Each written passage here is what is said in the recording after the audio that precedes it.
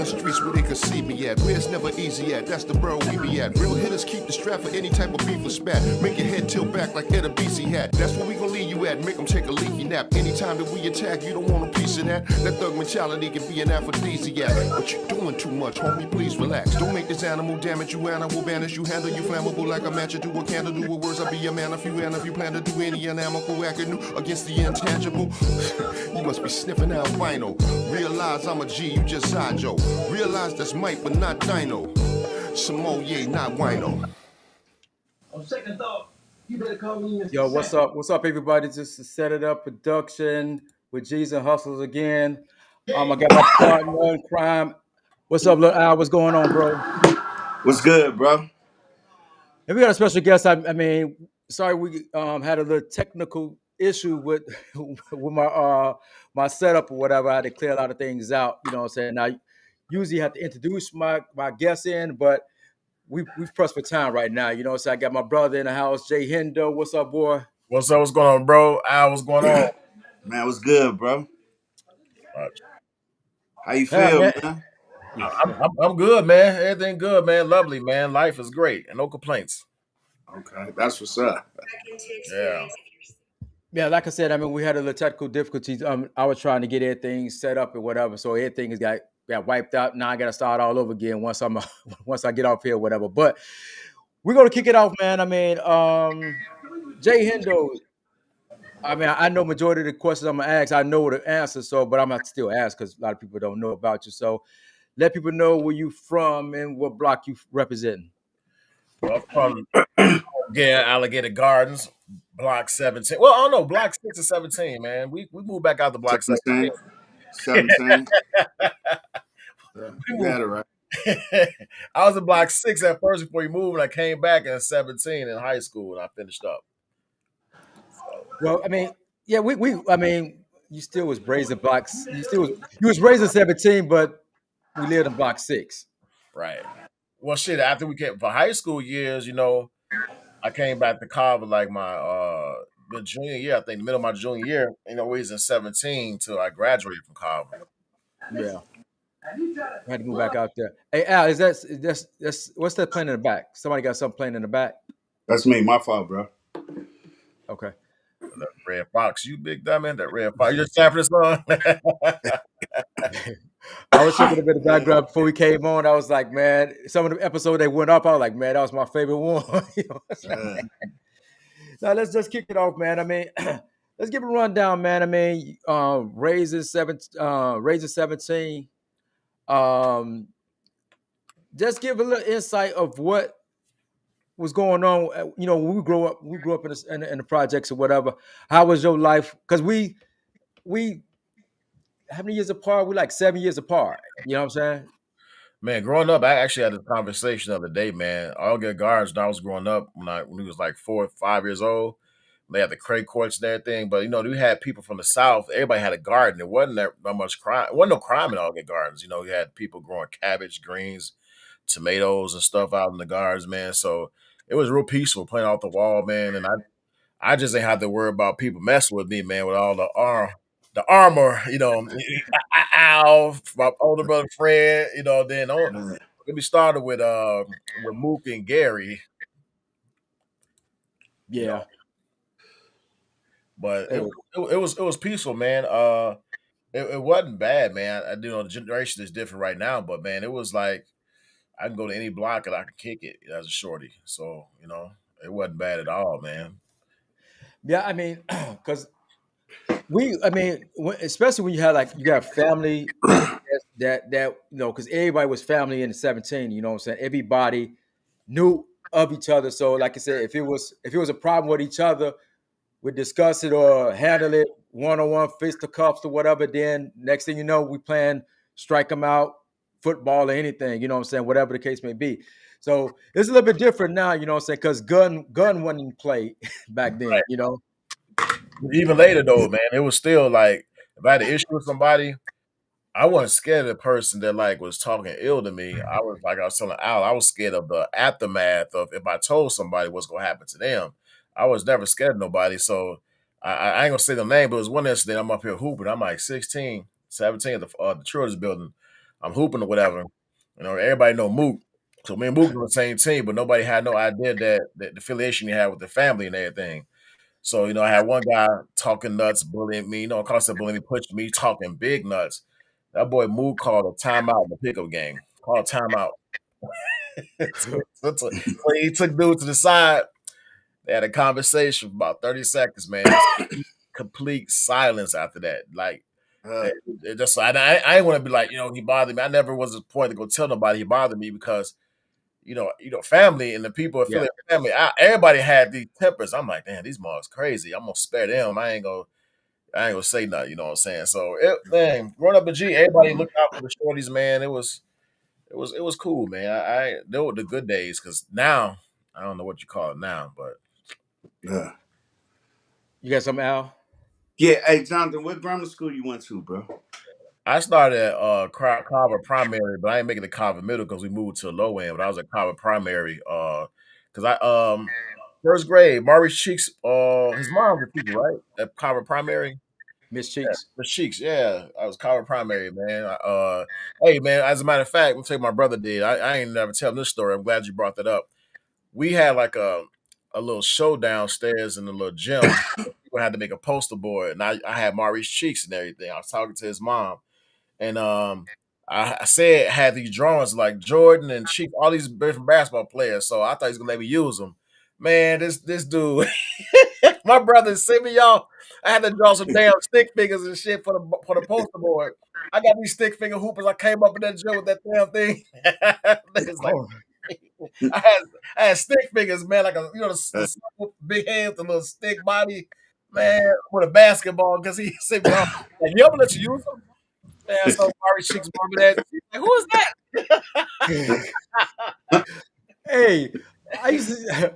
I don't remember that, but I know I used to send you up a lot. Yeah, he did. I don't know who drew the pictures, but bro had pictures of Jordan, Maurice Cheeks. Somebody hand drew him like nice. I'm like, bro, he gonna hook me up, man.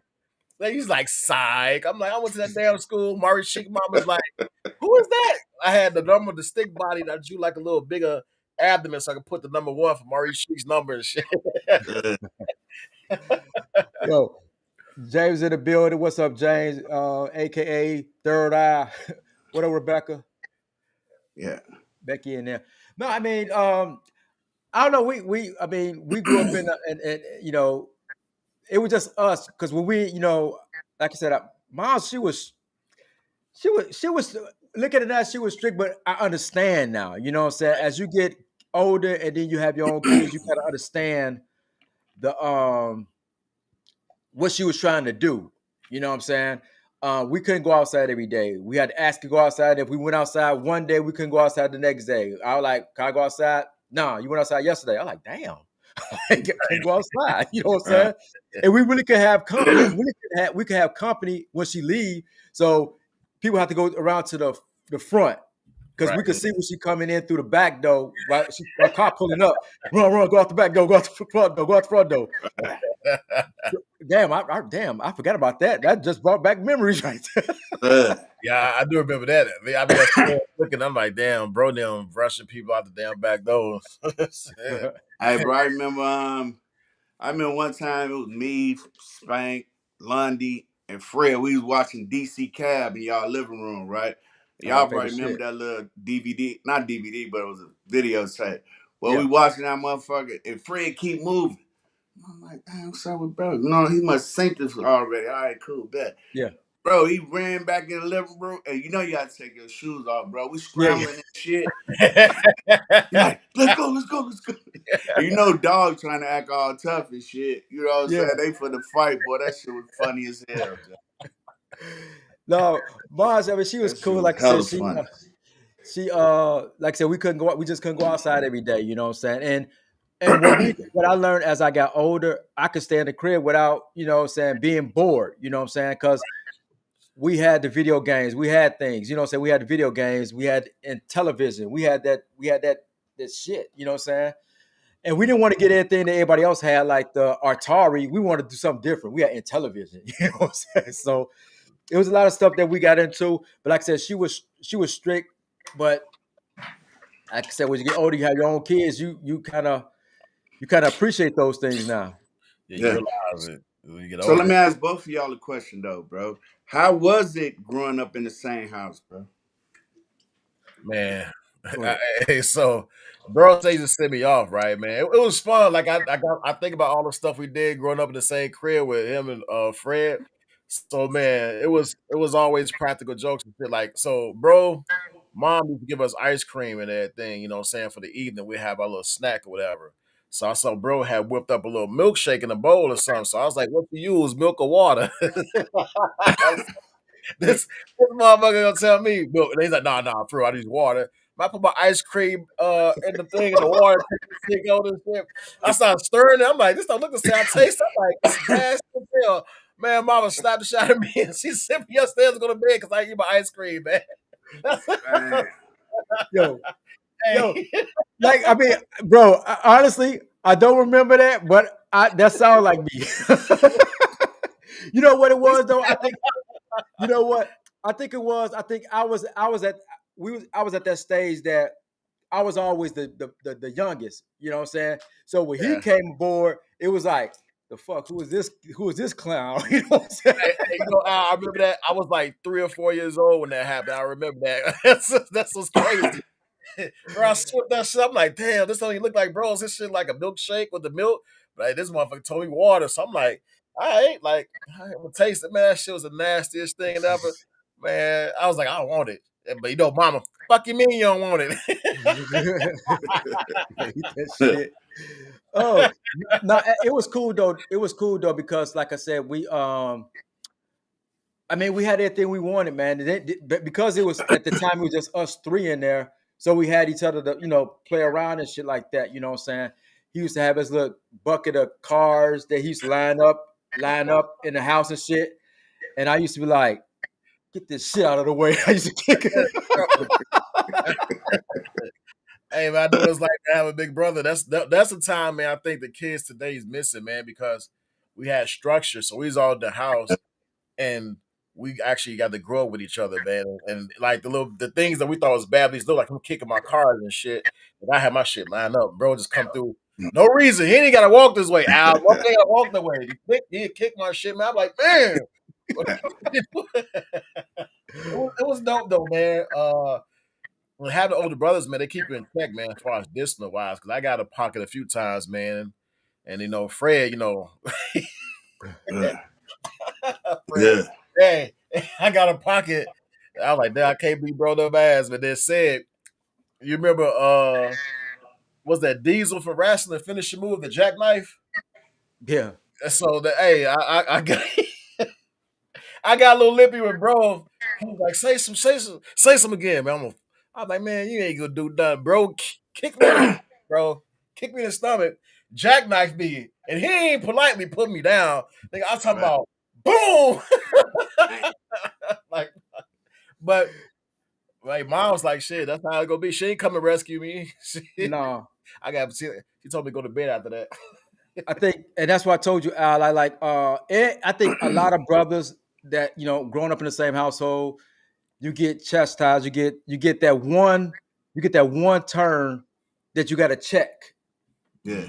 Your big brother go check you or whatever. And I told you, what Fred had got me, I was getting flipped off at the mouth. You know what I'm saying? Girls was around, and you know what I'm saying? I'm talking big shit or whatever. You know what I'm saying?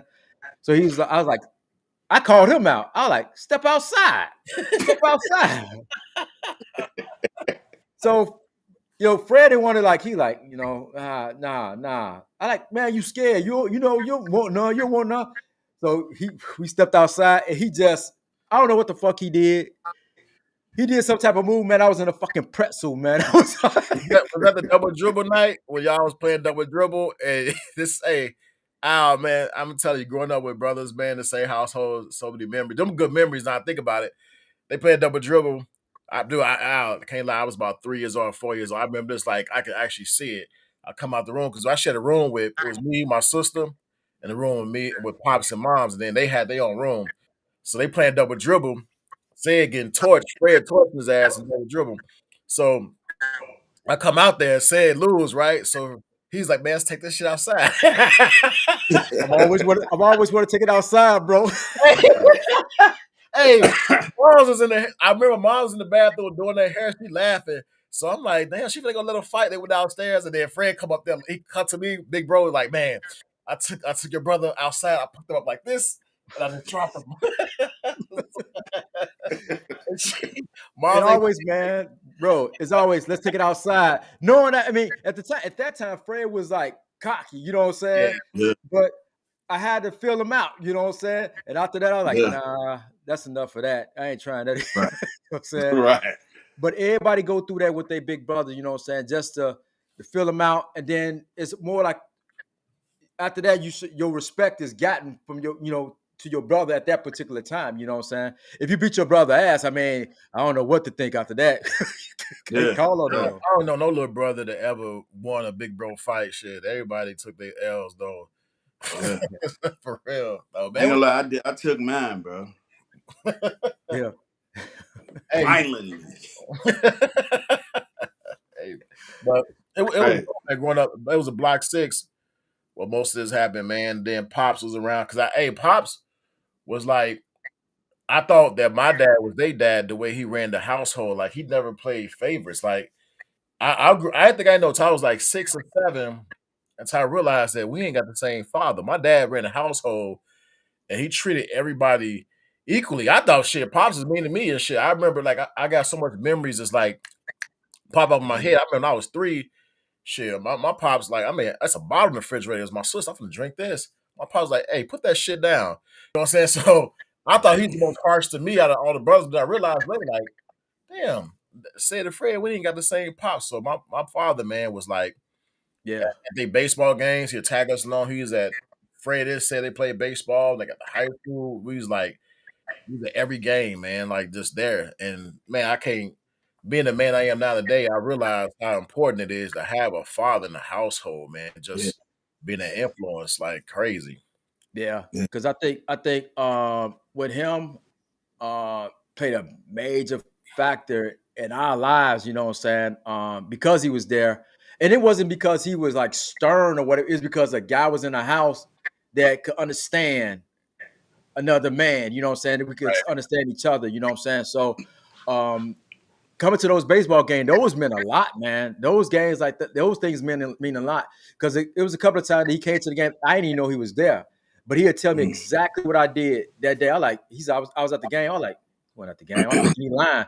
He said you hit the ball. You know, he just started Right. dissected what I did or whatever. You know what I'm saying? I was like, damn, all right, cool. You know what I'm saying? So, man, shout out to rest Hey, in peace now to my hold on, Fred, Al. man. Let me ask you a question because I think you was around when I was in high school. You and Fred, man. Y'all ain't shit. Hey, so I played baseball for Carver, right? And I couldn't hit where the shit was always strikeout or I get a good contact at a home run. Al and Fred was behind the dugout. And shit, I was up the bat. So Trig! I'm swinging for life. I hit him up. Al and Fred sniggling. I'm like, man, I struck out, man.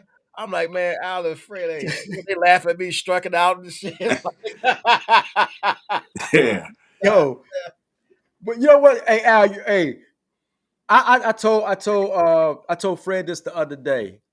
I think, and I think I told Marcus too. The other day, I mean, growing up, if you struck out, the first thing that what everybody would say, you remember Al? No, go ahead. Poof, poof, poof, poof. Oh yeah, you got poof. You got poof. Hey, bro, I'm gonna be straight honest, bro. I wasn't a hitter. Uh-huh. Frank had me bunting or you know what I'm saying? I wasn't pull, I was too damn little. You know what I'm saying? Yeah. And I get poofed a lot of time. But I ain't gonna lie, bro, those times, bro, I used to get hit on purpose. Look, Frank be like, come here. Like I was a send off, right? he like he like, man, he pitching in too close, man. Go ahead and take that. I say, all right, fuck it, right? So I get in there, boom, and motherfucking Frank clapping this shit. I'm feeling good for how I said till I get on the base. Like this motherfucking made me get hit. Everybody else up there getting motherfucking doubles, triples, and shit. I'm the stunt dummy. Like, fuck it. All right, cool. That's my position, bro. That's when we was little, dog. I learned how to hit later, bro, but I wasn't no hitter, bro.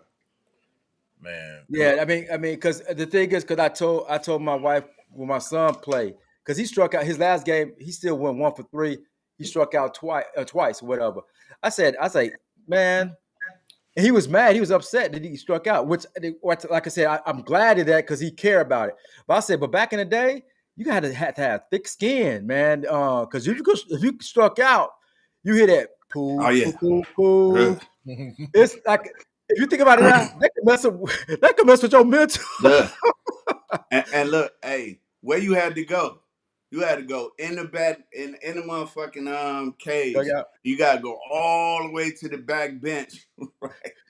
And sit there, and everybody looking at you like this. Right?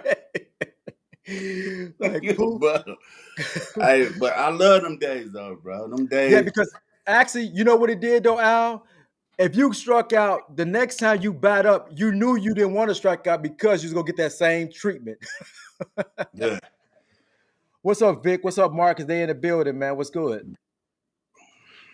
He said, because my son wear a Cubs uniform. Marcus still Right. on that crap.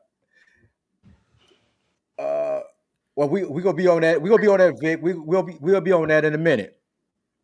So, I mean, okay, we moved from the guys to 44th and Greenwood. And why didn't you go to King? You went to King though. I went to King. I went to King because of I think it was Coach Evans. Because I played summer ball after 8th grade. I think I played with Coach Evans for a little bit. You actually put me on with Coach Evans, as a matter of fact. So I played with Yeah.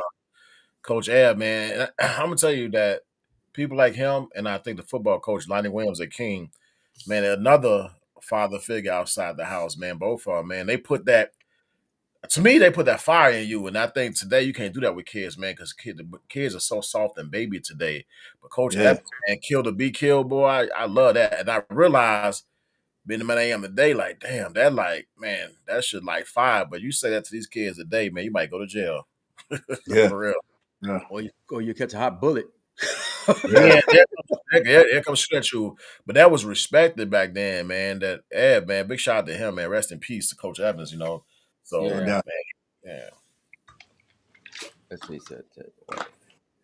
Uh, hey Marcus, we gonna definitely touch on that in a few minutes though. We're gonna talk about Hoover in a few minutes, man. No doubt. We'll get into that. So I mean, one major okay, so you went to Cobb, but and you played with Abs up there, right? I played with Evs at King that first and second year at King High School. Then I have my junior year, I played varsity. Landon Cox, man, big shout out to him. Rest in peace to Landon Cox. I played with guys like Leon Smith, you know, big shout out to him too. Amari Sawyer. Yeah. Um, Amari Sawyer was that dude, man. I remember Anthony Johnson. Big shout out to him, man. So Anthony Johnson, I think he blocked 7, I believe. So Amp, I was a big talker. So my freshman year, I know Amari Sawyer was. So Amp, I think he was a junior. So we in practice, right? Amari Sawyer got the ball on top of the key. So I'm like, who the fuck is this? Like, motherfucker got hyping up Amari Sawyer, whatever. Man, so Amp, they they set me up. So Amari crossed me into a pick. I'm like, damn, and I almost twisted my ankle. Like, damn, this dude's actually good. But I still kept talking shit. So Amp, it was Mike Stewart set a pick, and Amp was coming baseline. He set me up so I get dunked on. So I was talking shit, man. Amari threw a lob at Amp, and I'm thinking I got it. Man, dude, Amp came, Anthony Johnson came, and just boom, man, fucking nuts all in my head and everything. I'm like, damn, Amp, to this day, I'm gonna have to say, man, I don't remember that. I'm like, man, y'all shut me up in practice, man. But I was at King, you know what I'm saying, balling. And then I made the switch to Carver in the middle of the junior year. I came back to Carver High. But then I know you played football too. I mean, what was the football life at Carver? Football life at Carver was dope, man. I ain't gonna lie, I was a cocky motherfucker. I made the newspaper. I used to walk out division and walk to every classroom showing everybody, like, hey, I'll be interrupting class. Like, I got front sometimes, baby. You ain't gonna. It was defender was out too, so I was like, nah, I got skip class. Hey, look at this. But man, Yeah. the football life was pretty dope at Carver, man. I wish I would have known what I know now and go back and put it back then because I had an opportunity, man, to go to the University of Miami. Whew, man, if I can go back and do some things, man. I actually had a visit to University of Miami, and I just didn't go. I didn't want to be far from home, and I That just that ugh, that part right there, that mess up a lot of people right there. You yeah get that home, you figure about family or whatever, but then once you get older, like you said, when you get older, you see what's going on now. Sometimes you gotta make your own path. You know what I'm saying? Because you think about family, they gonna be there. You know what I'm saying? yeah man. And then you in relationships and shit. So I wanted to go to I ain't gonna say her name, but I wanted to be at the same college that the girl I was with at the time. Like it's Love and Bad. That fuck that movie. Mhm. Love and Basketball ruined lives. Right. Yeah. Like, man, I'm thinking, we going to the same college. We better be together forever. Man, I got down to school, Illinois State. I saw all these different flavors. I'm like, woo, woo. Well, that relationship may last another month until college, maybe month and a half, if that. Mhm. Man, I just do all get guards pretty much, man. I got out of the hood. I'm like, dang, this Asian, dang, this little Mexican, Puerto Rican, this other black chick. I'm like, damn, boys. She walked into my room. I think I was in this. It was an Asian chick, Filipino chick, and she was nice. She walked up in like, "What you doing in her room?" I'm like, "Shit, I'm visiting. Get out,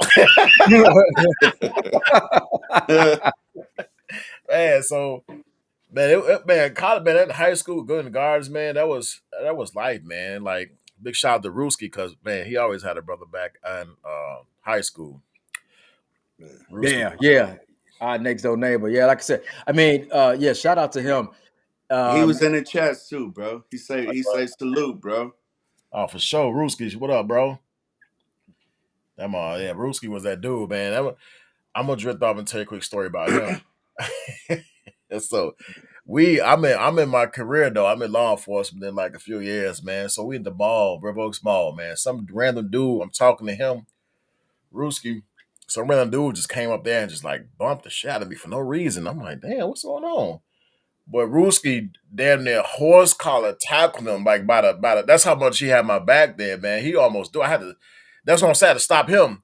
I'm like, hey, no, bro, no, bro. And the dude came and bumped me. You know, I should have put the handcuffs on, but Ruski was about to hell it when I say the right way. I'm like, nah, bro, you can't do that. But that's just like in the guards, man. I just him, Allen, big bros, man, everybody, man. They my back, they like looked after me when I didn't even know it. You know what I'm saying? So yeah, Al, I appreciate that too, man.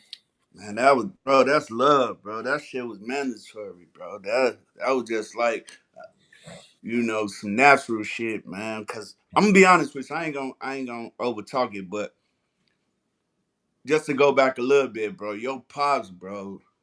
I mean, he commanded respect, bro, and like we was like that with everybody. We kicked it with Lundy mother, my grandmother, whatever, yeah, Spank mother. When we came around, bro, we was on, what we call on the square, bro. And he used to be, cause he probably didn't know we was on some rotten shit. You know what I'm saying? But he still used to be like telling Fred, yeah, hey, y'all be safe out here. And I'm like, oh, okay. I wasn't listening to yeah, it. But that strong discipline type cat, bro. Like, bro, I ain't man. My pops died when I was young, bro. So I just got it from my brothers and them, and they was straight. Right. So yeah, I never really got that. But I always admired that. You know what I'm saying? yeah, So yeah. I had to just put that in there real quick.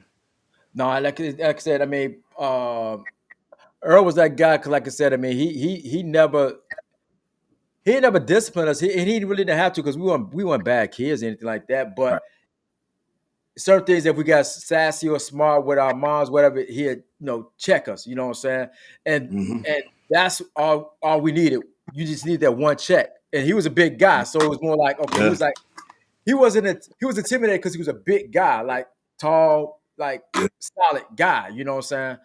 So, and like I said, I mean, he used to cook. Guy used to cook chicken every Saturday. You know what I'm saying? So Yeah. And that is fried great. chicken, bro. Al, I say fried chicken, fried fish. Motherfucker, you was feasting at the crib when he took over. That smothered potatoes, he'd cook a big ass skillet. Like it was smothered potatoes probably for like about 2 or 3 days, man. Onions and Yeah, everything. He'd whip it up. And like It learned a lot. Fred tried to one day. I remember that as a shorty, man. So much memories coming back as we talk. Fred tried to try. My friends didn't pick up, say it like this and throw him down. So Pops was cool, man. He walked up to Pops like, I ain't doing nothing. Pops had to pick him up, man. Like fucking the Undertaker and shit. But you know what happened though? Because after that happened, Earl felt bad about it. You know what I'm saying? Because he never had to, check Right. us, not like that. So I think he had a little, took what he had stepped out or whatever, got something to drink or whatever. He wasn't drunk and but he came back. He apologized to Fred. You know what I'm saying? And from that point, I think that's what Fred respected him because he had came back and apologized or whatever. You know what I'm saying? It wasn't like he came in there and did his shit. Yeah, you listen next time. It wasn't nothing like Right. that. Yeah, You know what I'm saying? right. That was Pops, man. That's Pops, man. Hey, real quick, I gotta go back and like give a big shout out to Amari Sawyer from King High School. Man, he doing his thing coaching right now. But like when I say when people have your back, man, high school before I came to Carver, we got a game on the west side, I think at Marshall High School. We was playing Marshall, but it was this cat. I don't know where he was from, man. We was going back and forth with words, man. And Amari looked at me like, "Hey, don't say nothing." Man, and dude was like making threats and everything. So Amari just points to the crowd, and a whole bunch of dudes just stood up. He's like, "Man, Damn. hey, you ain't got to worry about nothing." And dude that I was talking to, he looked at me like, this thing apologize. I'm like, damn, man, but it's just like growing up, man, in the hood or everywhere, man. People just had your back, man. And I kind of live. I really ain't have to. I ain't have to really fight nobody, man. To be honest, I didn't either. I mean, we didn't. I mean, yeah, because we wasn't, like I said, we wasn't bad. We know we didn't fuck with nobody. You know what I'm saying? Right. We didn't. And then the people that we knew, they knew we knew. You know what I'm saying? Whether it was our brother or Al or Mook or anybody, they knew. 17 was the shit. Yeah, yeah, man. On that. definitely was, bro. It was Definitely was. it was crazy, man. God, a Big Rain. So we moved back out in 17. In high school, Big Rain had the crib on the corner, and I think the dude Nate, God, I think his name Nate. Nate, tall Nate, the fro. He's younger though. Yeah, yeah. Ram. So you had the guys that was the other half of 17, the Stones. So me and the shorty, man, I'm 15, man. Me and Nate, we talking to these chicks on the back. Where the Stones came up deep, 20, 25 deep. And I'm like, damn. I'm like, I ain't but I'm trying to talk to this chick. I was like, I look at her like, let me in. Let me in the house, man. She's like, Yeah. let me in. So, but Nate was like, no, we ain't gotta worry about it. He was crazy, man. It was just like, I was never scared. I was always scared of like people around me. I knew what they was capable of doing. I'm like, damn, I gotta see this shit. So they came close, but then they stopped because they see me affiliated with the Mooks. They see with Raymond. So they Yeah. stopped. They just like kind of turned. They was wolfing, but they just turned around. They ain't do nothing. And I'm like, damn. Just when people know they see you affiliated with certain people that they know Yeah. crazy, they know some consequences to deal with. Shit. Even Yeah. Rock. Joe, yeah. They Joe Rock they play, man. Big shout out to Joe Rock, man. So the guards, man, it was just like everybody shot the red. They looked out for you. You know what I'm saying? Around the G, man. It was cool growing up, man. I wouldn't change that for nothing. Me neither. Yeah. Neither. I think a lot of times, like I said, and we said this numerous of times, no matter where you go, if you go outside the gun, if you see somebody in the guns, they definitely gonna have your back regardless. You know what I'm saying? Yeah. Even if they don't know you, but they know of you or they saw you out there in the gun, they know. Okay, you get a nod, you know what I'm saying? That's all you need to give is that nod. You know what I'm saying? That's all you need for comfort. But things I think me and you talked about this before, bro. Things that we did in the guys, it was more like the norm, but it really wasn't the norm as far as like playing video games, but then certain people doing certain things, you know what I'm saying, illegally. But Mhm. Right. we weren't thinking about some of the stuff that was going on, you know what I mean? Because it was the norm. Right. We weren't thinking like that. But I mean, it was tough though, man. It wasn't tough, but it was like more like you think about that stuff, you're like, damn. like I was in the middle of that shit. You know what I'm saying? Like, Yeah. God, Right.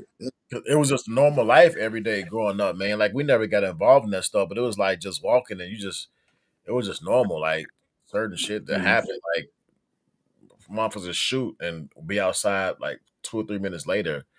It was that's when the violence like kind of like increased though, them high school years though. But they had midnight basketball, man. So it's nothing to go down. And that's what it's crazy. You don't see midnight basketball in none of the hoods no more because that actually got a Right. lot of kids up the street, man. That league, everybody would come together, man. There'll be no violence. We all just hooping. Yeah.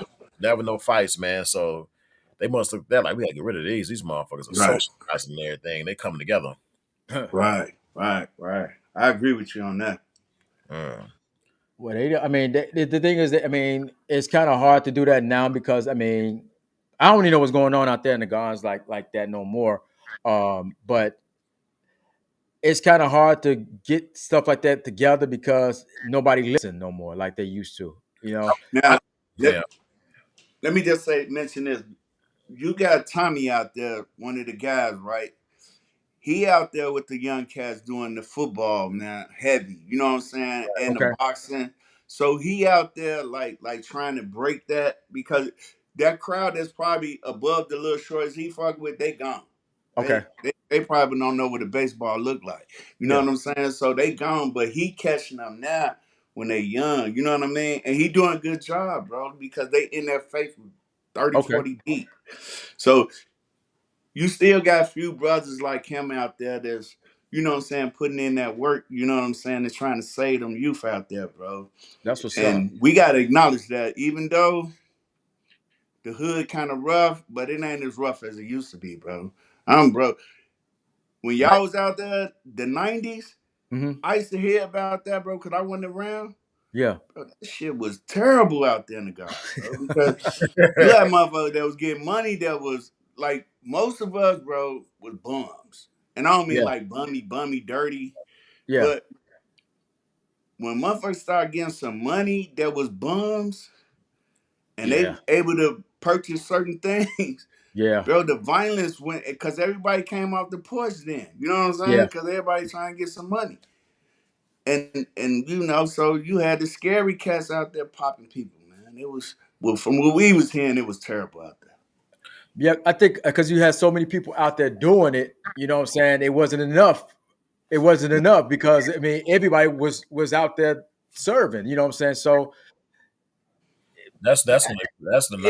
it, it messed up a lot of it messed up a lot of friendship and you know what I'm saying messed up a lot of friendship as well because everybody Yeah, wanted you know what I'm saying. yeah, I gotta go back to what Al said. Big shout out to Tommy, man. Keep doing your thing for the kids in the gardens right now because he got them yeah. doing some things, man. It just take that's the real thing. Why everybody come or like you have something happen like the police shooting or whatever, and they Mm, all got their opinions, man. The big problem is that it's getting back to communities. You got people that get on the internet and they'll talk a good game and say what should have been done and what this, but actually doing something about it is what he's doing right now, man. With the kids in the boxing exactly, and the football, like taking the time. Like it's a lot of people, man, that didn't grow up in the gardens or any hood but they always got an opinion of what should be done. When in, exactly. when in reality, you're not doing anything but just talking because you ain't been through the same doors and same shoes that we've been through growing up. So you got a lot of talkers, and I appreciate him for doing what he's doing out there right now, man. It takes a lot of it takes a lot. Yeah, Like, yeah. yeah, I like to have him on the show or you know what I'm saying just do an interview with him, you know what I'm saying, just to see what help he need and some maybe some people could help out, you know what I'm saying, help him out on some things, you know. yeah, yeah. Definitely, bro. I mean, he deserved it, bro. Dang, But going back to you, bro, I mean, now you because you said you had mentioned your profession and things like that. I mean, uh, I because the law enforcement, I mean, they get a lot of flack for a lot of stuff that goes on or whatnot. I mean, what's the misunderstanding that civilians or whatever have about police that you think need to be out there that you need to put out there? man, honestly, man, all of us not the same. I think the media does a lot. So when people see the police, they always say his favorite thing, I don't F with the police.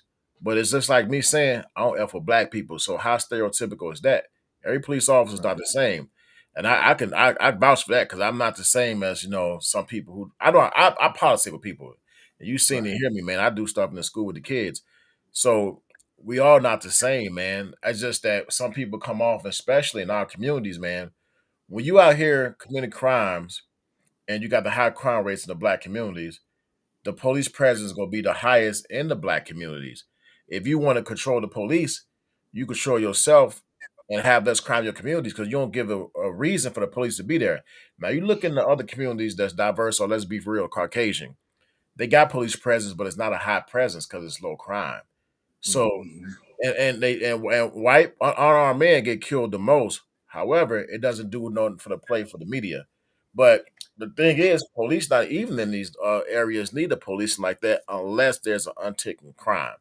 Now, in our area, black folks, you know what I'm saying, they in black communities, they probably selling drugs. And then right now, today, it ain't even more, it's more the shorties with this carjacking, breaking into homes, taking cars, man. The crime is just outrageous. And it's from ages 13 to like 23, 25, man. Even the older guys in the 30s and 40s, they chilling. Their age rank, they doing everything, but we don't address that at all, man. We so focus on police and just, man, treat you see police officers, man, get the benefit of the doubt, man, because it's some ones that's actually like good as myself, man. Like it's been times during COVID, football team out there practicing, man. They can't take water from the school district. So shit, when I get to work, I'm sending email out to the whole department, trying to gather money, get the cooler so I can get some cool couple of cases of water, some ice, put it out there for the guys out there practicing, man, because they can't get water from the school district at the time. That was Right. during COVID, whatever.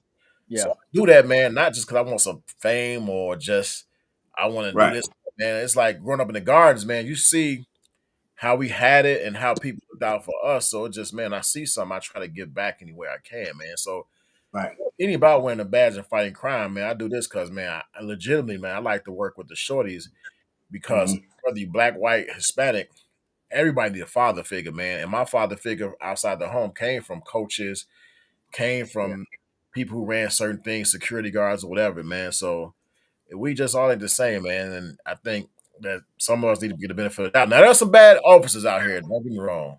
But Mm-hmm. yeah, give people the benefit of the doubt, man. Let Let me say it like this, bro, because I know I learned to know recent, well, not recent, but in the last 5 years, a lot of black police officers. Mm, Some are commanders or whatever. But bro, most of them cats, man, when we have conversations, them some solid brothers, man. But if you, especially if you work in Chicago, bro, that's a large department, bro, and right. they got traditional history, right? And because of how the city set up with so-called gang or organizations, sometimes they was teaching them young police, and especially black ones, it's us against them, Hmm. right? So Right. when they come to the community, it was, and they used to be like, man, we ain't want to be on that, but this is my job. I want to make Yeah. it home at night. You know what I'm saying? But if it was a time where they can come and they just come, they still go out there like you do in the hood, talk to the little brother, let them know, look, man, you being tricked, you being misled. You know what I mean? But if you still do what you do, it's some constant robber shit. You know what I'm saying? Like Yeah. if you gotta understand that shit. Like if you the robber, you the and they the cop, bro. It's a job that's being done on both sides. So, but like I say, man, I know a lot of good, you know what I'm saying, black police officers, man. I don't know so many white police officers, but but there's some lot of brothers out there, man, and sisters that's police. There's some good quality people, man. I mean, because I know the flack that police get most of the time. I mean, how do you um, resolve issues that like hostile people? Because shit can get hostile and people Yeah. just flapping off or whatever. You know what I'm saying? How do you handle that? Man, I actually let people vent, man. Sometimes, man, I don't look at like if I go in a house or something, I don't look at people like they below me or whatever, man. Because people I gotta vent. Shit, I once upon a time and sometimes I gotta vent too. So I let people talk and get it off their chest. People will change their tune on how you approach them. They could be ignorant towards you. If you come at him respectfully, like, hey man, bro, like relax, man. Talk to me for a minute. You don't have to match their energy. That's what you got to realize. You don't have to match somebody's energy. So I don't try to match your energy unless a motherfucker out here like actually robbing and carjacking or whatever. That's a different type of thing. But most houses you go in, man, like a domestic, most police officers go in there and they like commanding and throwing orders, man. Sometimes, man, realistically, you gotta look at it like real life. You gotta let people vent when you go in a situation, but not let it get too much out of hand. Let people vent and put them on to the side. Like, hey, bro, man, come here, man. I had a situation. Man, this motherfucker was big. I'm a big dude. I'm about 6'2", 270. This motherfucker was like about 6'3", 280, 290. Man, he was sweating. He was mad at his wife. Man, he was like, fuck, I'm gonna kill him. So he had hit his wife, man. So there's only one way it's going to arrest him. So I'm in a small hallway, me and a partner, and we both not big enough to fit and fight this dude. This dude, man, he ripped the damn door off the hinges. I'm like, oh shit. Like, door off, like, boom, come on. So I'm talking to him like, man, bro, I understand your frustration, man. You can never let a woman take you off your square. And this comes from growing up in the gardens and everything and seeing things in real life. You talking to him about some real life stuff, man to man things. And that's how I came to the situation. Like, bro, I'm gonna have to arrest you. You know, like I know you mad. You gonna calm down later and realize, like, damn, I fucked up. Whatever. I said, talk to me, bro. Let's talk. Let's have a conversation, man to man, man. Just relax, take a deep breath. Bro wanted to just smoke a cigarette. Like, man, I know you gotta take me to custody, bro. Smoke a cigarette. Went in the garage. I let him lit a cigarette, man. He lit a cigarette and he put his hands behind his back and handcuff him. Now, most situations go in with the officers going hands on and try to tase and shoot and everything. Man, I gave it to a real, like, bro, now let a woman take you off your square. So I met dude, I think after arrest about 3 years later, bro got his family back. Man, he flagged me down like, man, hey, you remember me? I'm like, he's like, man, domestic, man. I ripped the hinges off the door, man. I was pissed. He's like, man, I got my family back, changed my life. I'm working, man. Everything, man. Thank you. And that's all it takes, man, is understanding. That's the advantages of growing up in the hood, man, and just understand that we grew up in tough situations. You apply it to your job, man. You ain't got to go hands on and put nobody in a chokehold and all that shit, man. You politic with people. You talk to them, man. This job becomes easy. You got that little 3% though. You do gotta just do what you gotta do with that little 3%. They out here reckless, but for the most Yeah. part, what about how you politic with the folks? Well, I mean, because like Al said, everybody, they want to come home, they want to get home and stuff like that. I mean, all officers want to come home. So that being said, I mean, because you got a family, you know what I mean?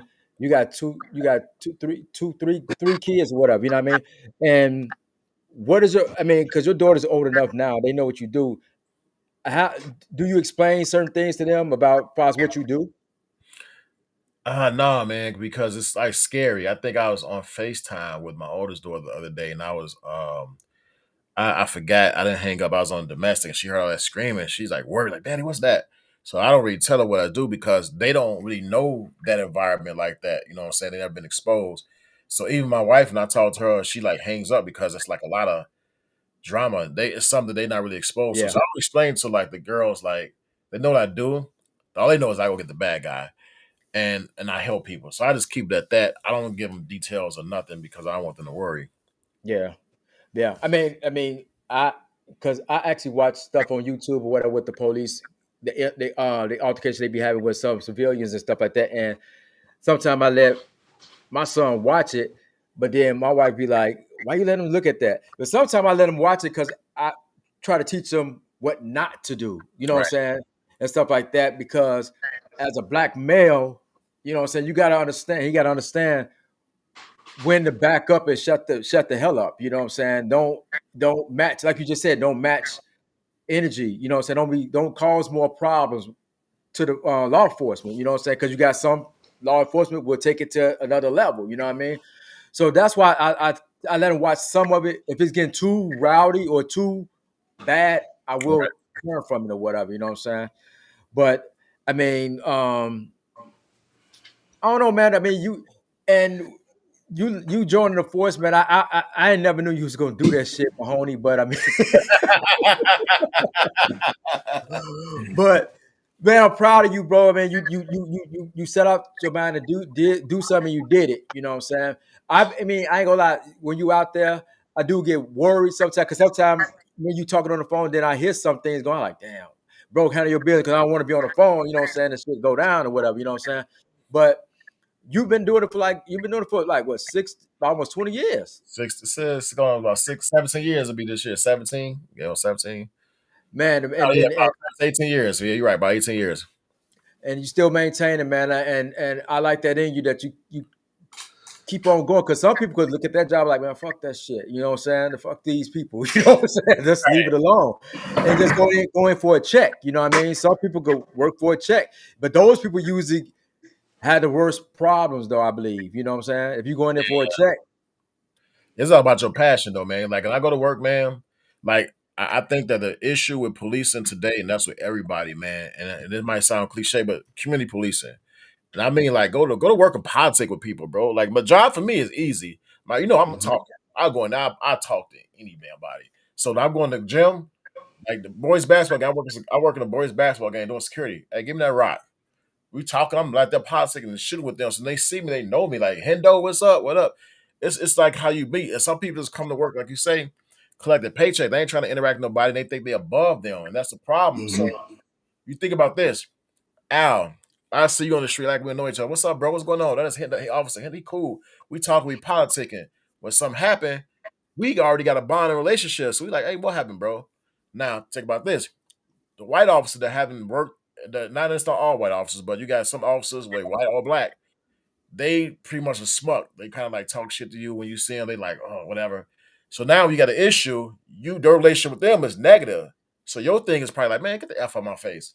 You know what I'm mhm, saying? It's like that. And the importance is, man, just going to the community, man. Like y'all human beings, man. Officers don't have that relationship with people. They don't want to develop it. So they want to get commands and follow, but you don't got no respect in the community, bro. And that's why you get those situations you see on the internet where it were black officers too, and just white, where use their power. They don't want to shut up, bro. I can go into situations for the most part where I work and be like, "Come on, man.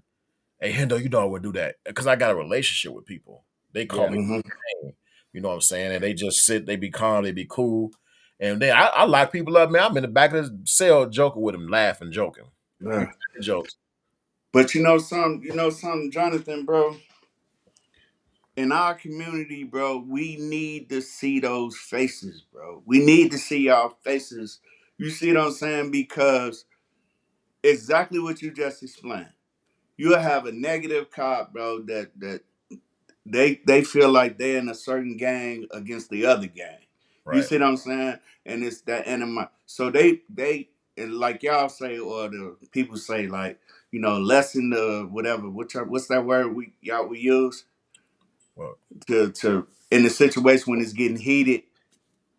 the morale. They got Yeah, a new political term where they try to tell you de-escalate. That's what I mean. de-escalate, yeah, that's right. Yeah, Yeah, de-escalate. yeah, yeah, let's like. So what I'm saying is, when you have people like you in community, I don't care what community it is, in the suburbs, Chicago, wherever, bro, it's good for the youth to see a black man that's a police officer. You see what I'm saying? mhm, That's relatable. Right. You see what I'm saying? And it go to what you was leading to.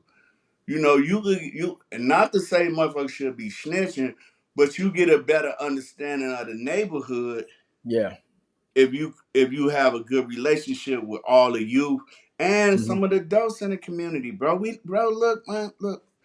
I was a hardcore criminal. For real. A lot of people was. yeah, But when you get older, bro, you ain't in that shit. Not that you sold out, fuck the street. I'll sell the streets out, fuck the street. Cause that ain't shit but pavement.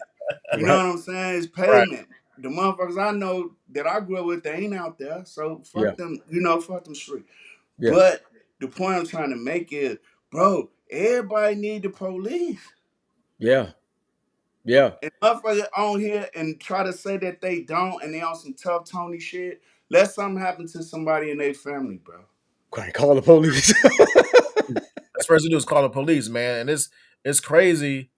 Like you got this new generation coming up now, they just challenge you.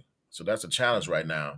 If you got the young kids, man, the young kids that do stuff, man, and it's like, man, like you try to talk to them, man. Some of them you able to get across to, man. You just gotta have a lot of patience, man. And some people just don't care. But at the end of the day, when you do a lot in the community, you're gonna get respect from like 95, 98% of the people. Even just driving, man. I get out and I talk stuff with the kids, go shoot a couple of baskets, man. I block traffic. Like it be people Right. calling, man, kids basketball in the middle of the street. But then they get pissed and I get out the car and it's like 7 o'clock. It ain't night. Let these kids hoop in the street. They could be doing Right. something else. I don't tell them to move or whatever. I tell them, hey, people complaining, but y'all got like an hour, you know what I'm saying? Y'all, I'm gonna shoot basketball with y'all for a minute. Y'all at 8 o'clock, y'all shut it down and get dark. All right, cool. And you know what, man? When I come back, they shut it down. I'll tell them thanks. It's just a whole like relationship with people. And cops don't want to do that. Cops, man, they come from other communities, man. They got this like, cocky attitude, man, and they just like Put the goddamn hoop down. right, Put the ball down. right. Right. Exactly, Get man. that goddamn ball right there before I throw that shit. Yeah, it's crazy, man. So Yeah, it's the job easy, man. And I just want people to know, like, man, all officers not the same. I think we prejudge, and it's just like for black people, man. We always talk about racism and being prejudged and everything, but you do the same thing with police officers. All not the same. That's any group of people. You can't just look Right. at him like, oh man, he the police. I don't. You hear people say, I quote, I don't fuck with the police.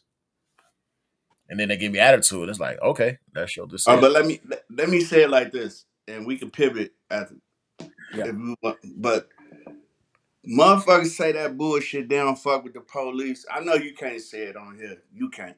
Oh. 20 minutes later, they in the police station giving a statement, and you know it's true. You know what I'm saying? That shit It is is, man. that Hey, shit for their friends on the block. the You first Yeah. know what 48, I'm saying? man. Hey, the first 48, the stuff you see when they sitting Yeah, down and you give them something to drink. Hey, that is true. Don't let that fool you. That yeah. first 48, that's true. Nah, they bullshit. You You know get, they bullshit. yeah. I'm gonna tell you like this: if you threaten to tow somebody's car and you got reason to it, you can impound it. People act like they cars are like another heart. Like you better take their Yeah. heart, their chest start beating. They will tell you anything you want to know when you decide to take their car and you pound their car. They will be talking and like, man, I know this so and so, so and so, so and so, so and so. Y'all got something to drink?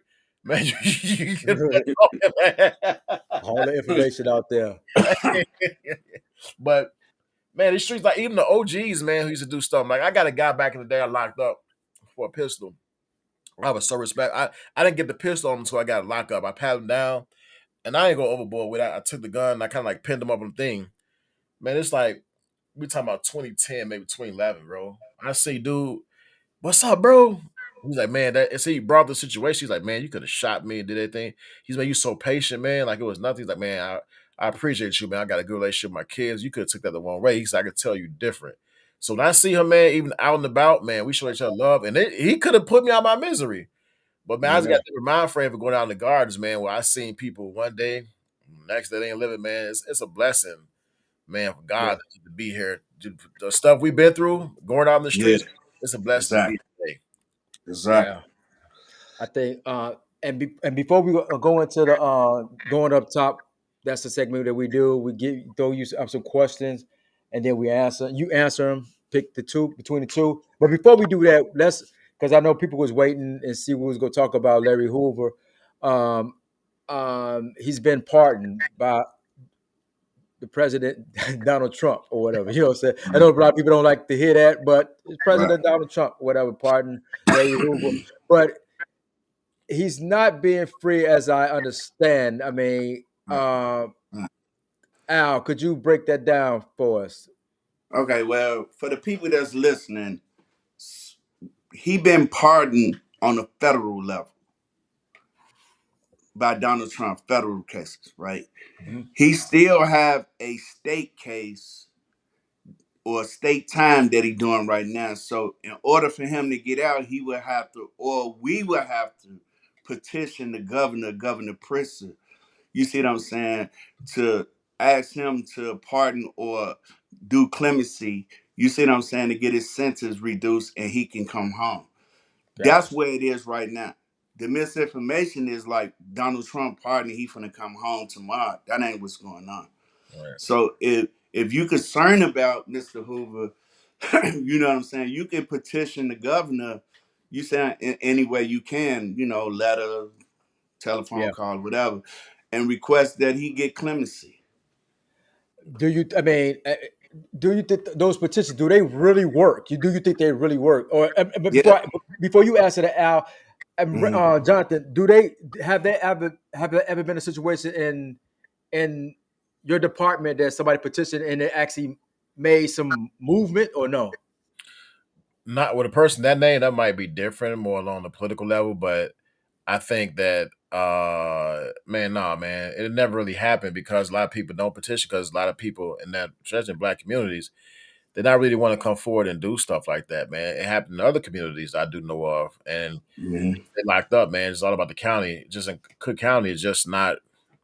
You don't really get charged like that. I'll say this about Larry Hoover though, being pardoned on state charges. This from a political perspective. I think since Donald Trump got this name, and a lot of people don't like Trump, and Hmm. go on state charges. The state, I mean, on federal charges, the state, regardless of who petitioned or not, or how many people, the state not gonna allow it to happen because they don't want him to look good anyway. So Exactly. Larry Hoover may stay locked up on those state charges regardless. If he was good, Hmm. whatever, I think he'll stay locked up because now it's gonna make Trump look good, and that's Trump in this world. We worried about. We think this world's messed up because we too emotional. We Right. all have different opinions, but we too emotional, man. We worried about this person thinking that you want to get emotional because he don't think the same way you think. We all human beings, man. We made by God, and we're gonna all think. Hmm. We just too emotional, man. That's why we live in this world of hate, especially black people, man. We just can't watch each other shine. So in this Right. case, Hoover, the government and who he is, and with the elites, they're not gonna let him loose because now it's gonna make Trump look good, and Trump's gonna get more black support. Right.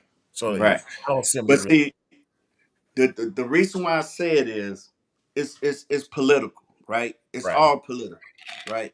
So if enough people in the state of Illinois, right, or from wherever, petition Pritzker. See, Pritzker's going. He's trying to run for president the next election. That's what he's doing. He's setting it up, right? right, So if you put the pressure on him, like, okay, if that bid don't go through when you run for governor again, you need Cook County. Cook Yeah, mhm, County is the county that elect the governor of Illinois. Downstate votes don't matter. You see what I'm saying? Because right, it's more Republicans in this state than Democrats. But we just got the largest block in Cook County and Lake County. So if you put enough pressure on him through writing him, let him know we want Mr. Hoover out because he did enough time. right. You see what I'm saying? Fuck the aesthetics of how it look with you aligning with Trump. That don't matter. You gotta do what's viable for your own political play. You see what I'm Yeah, saying? Because the opposite side of what you were saying is how it's gonna look with Pritzker. You yeah, don't let the man out.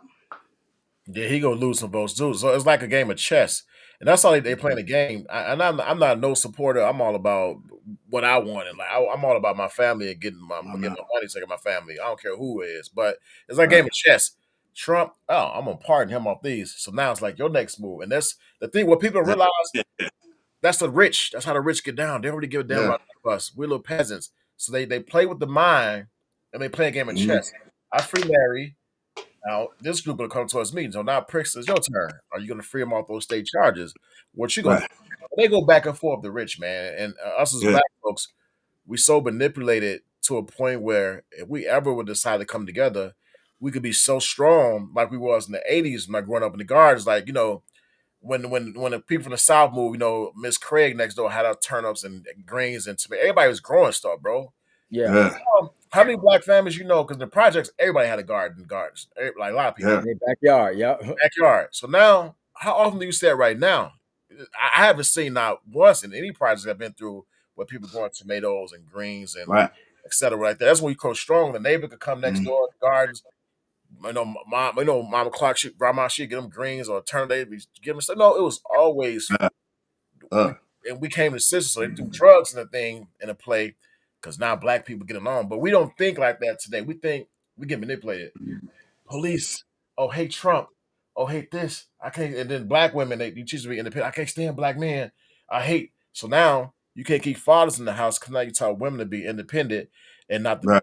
depend on the black man. And you can go back to the Mhm. William Lynch letter back in the day where they train Mm. into not respect black men and they beat black men in front of women to show that.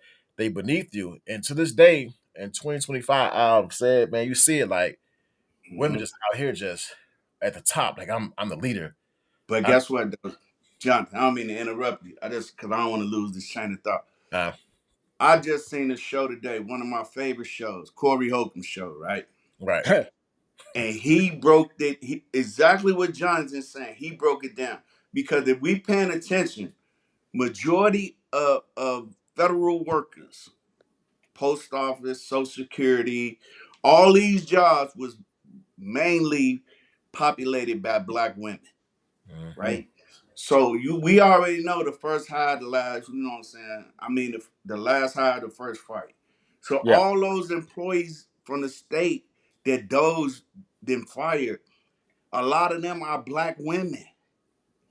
And Yeah. what he was saying is y'all was like this and y'all let the federal government, this is his word, not mine. Mhm. That y'all let the federal government, tell y'all that y'all above the black man, and then they did the social worker shit and got the black man out the house, or Yeah. raise the rent and shit.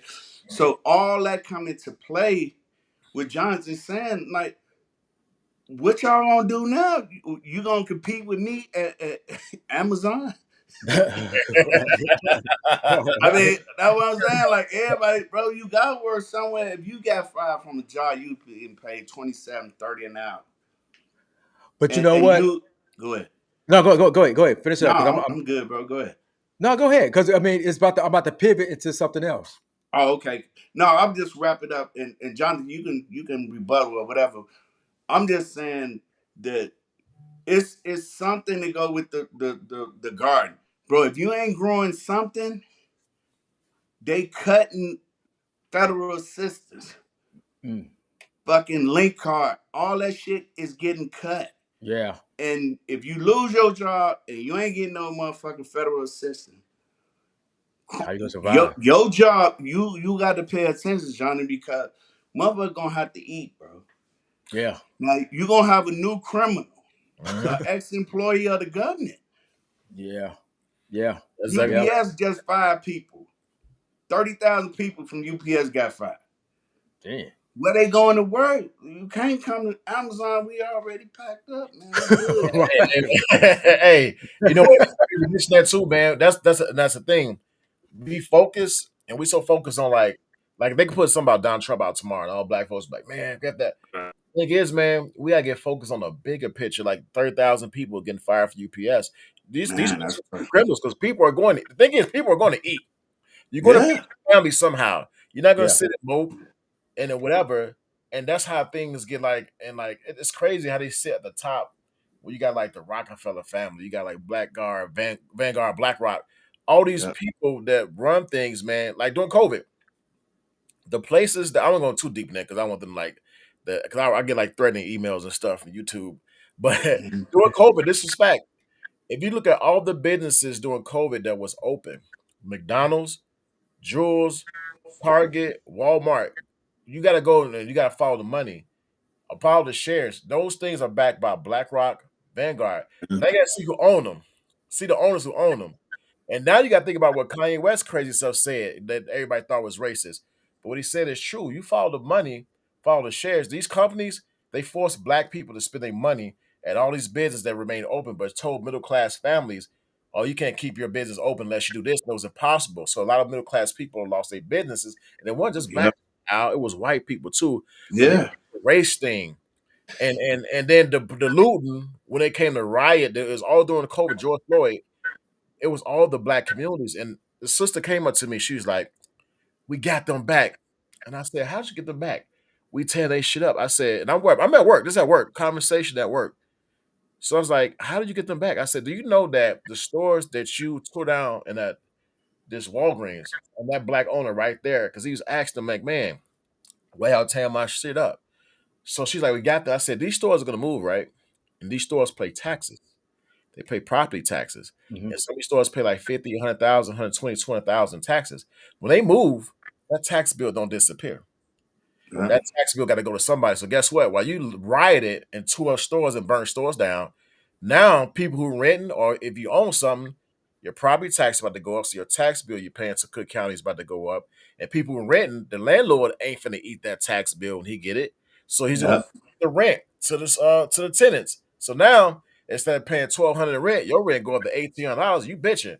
That's because you Mhm. went and looted in your own community, and this the game that the elites play. And they all say it's conspiracy, but if you follow the money, this is real. All you gotta do is follow the money, like everywhere. Even with, I don't want to get even to call it Kaepernick, but even with him, his deal was about money. It wasn't about black freedom and all that stuff.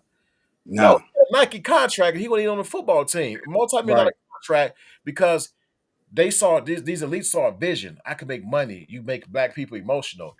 So when he started trying out for teams, he picked locations and was like, "Nah, I'm changing location." How the hell you gonna have a job interview and tell the people interviewing you, "No, we finna go interview me over here"? So then Right. Yeah. that motherfucker, he had on Betsy Ross shoes by Nike. If you are doing an interview, a Nike shirt, all this, Everything. everything. It was all marketing, bro. And Yeah. Nike about who? Black Rock and Vanguard, bro. People don't want Yeah. that. They ain't ready for that, man. Nah, hey, you know something? That conversation is so deep. Maybe we can talk about it on a different show, bro. You know what I mean? Well, you know, some people like to hear this information. Some people probably don't. But you know, if you don't, then you know, it is what it is. No, no, I mean, because some people need to know some stuff. Because I mean, a lot of stuff y'all mentioned, I don't know, but I'm learning as we go with this. But me and bro, we talk about this a lot anyway. You know what I'm saying? But what I was going to pivot to, because you had mentioned about they give the I think both of y'all mentioned that they give the jobs to the ladies, so they figure they don't need a man. But let's pivot a little bit because the Papoose and Remy Ma stuff is going on right now, Right. Right. and a lot of people are taking sides. You go take sides. That's the way the world is. You go take side, each side or whatever. But what's funny to me is before all this stuff went down, I'm speaking to like the females or whatever, because I hear a lot of females. Well, not a lot, but a majority. I hear a few females say he won shit, blah blah blah. She doing right and all that other shit. You know what I'm saying? But this guy. But before then, all the females wanted a man like Papoose. Right. Right. You know what I'm saying? A guy that's down for his woman. She was locked up for 7 years. He held her down and this and that and the other. But now all of a sudden, he started to speak out and speak up. Now he's shit now. You know, Right. he ain't shit now. What do y'all what is y'all thought on the whole Papoose thing? Because if y'all following it, do y'all if have y'all been following the whole story? If y'all do, what y'all think about it? I've Go been ahead, John. I've been following. Actually, I looked at the interview you sent me on YouTube earlier, man. It's like this. I know from watching Love and Hip Hop New York when she was locked up and when she got out of jail that he held things down till she got out, man. Like most dudes ain't holding nothing down while you locked up. You know what I'm saying? For And 7 years. yeah, that's a long time, 7 Yeah. years, man. And to hold it down, and she act like she was this good wife and everything on the show, but at the whole time she's messing. I think she's messing around with the dude back then. Love Hip Hop, I No, think it was messing around with a girl at first. it was a girl. Okay, it was a chick. Mm-hmm. So like, it's like, man, women.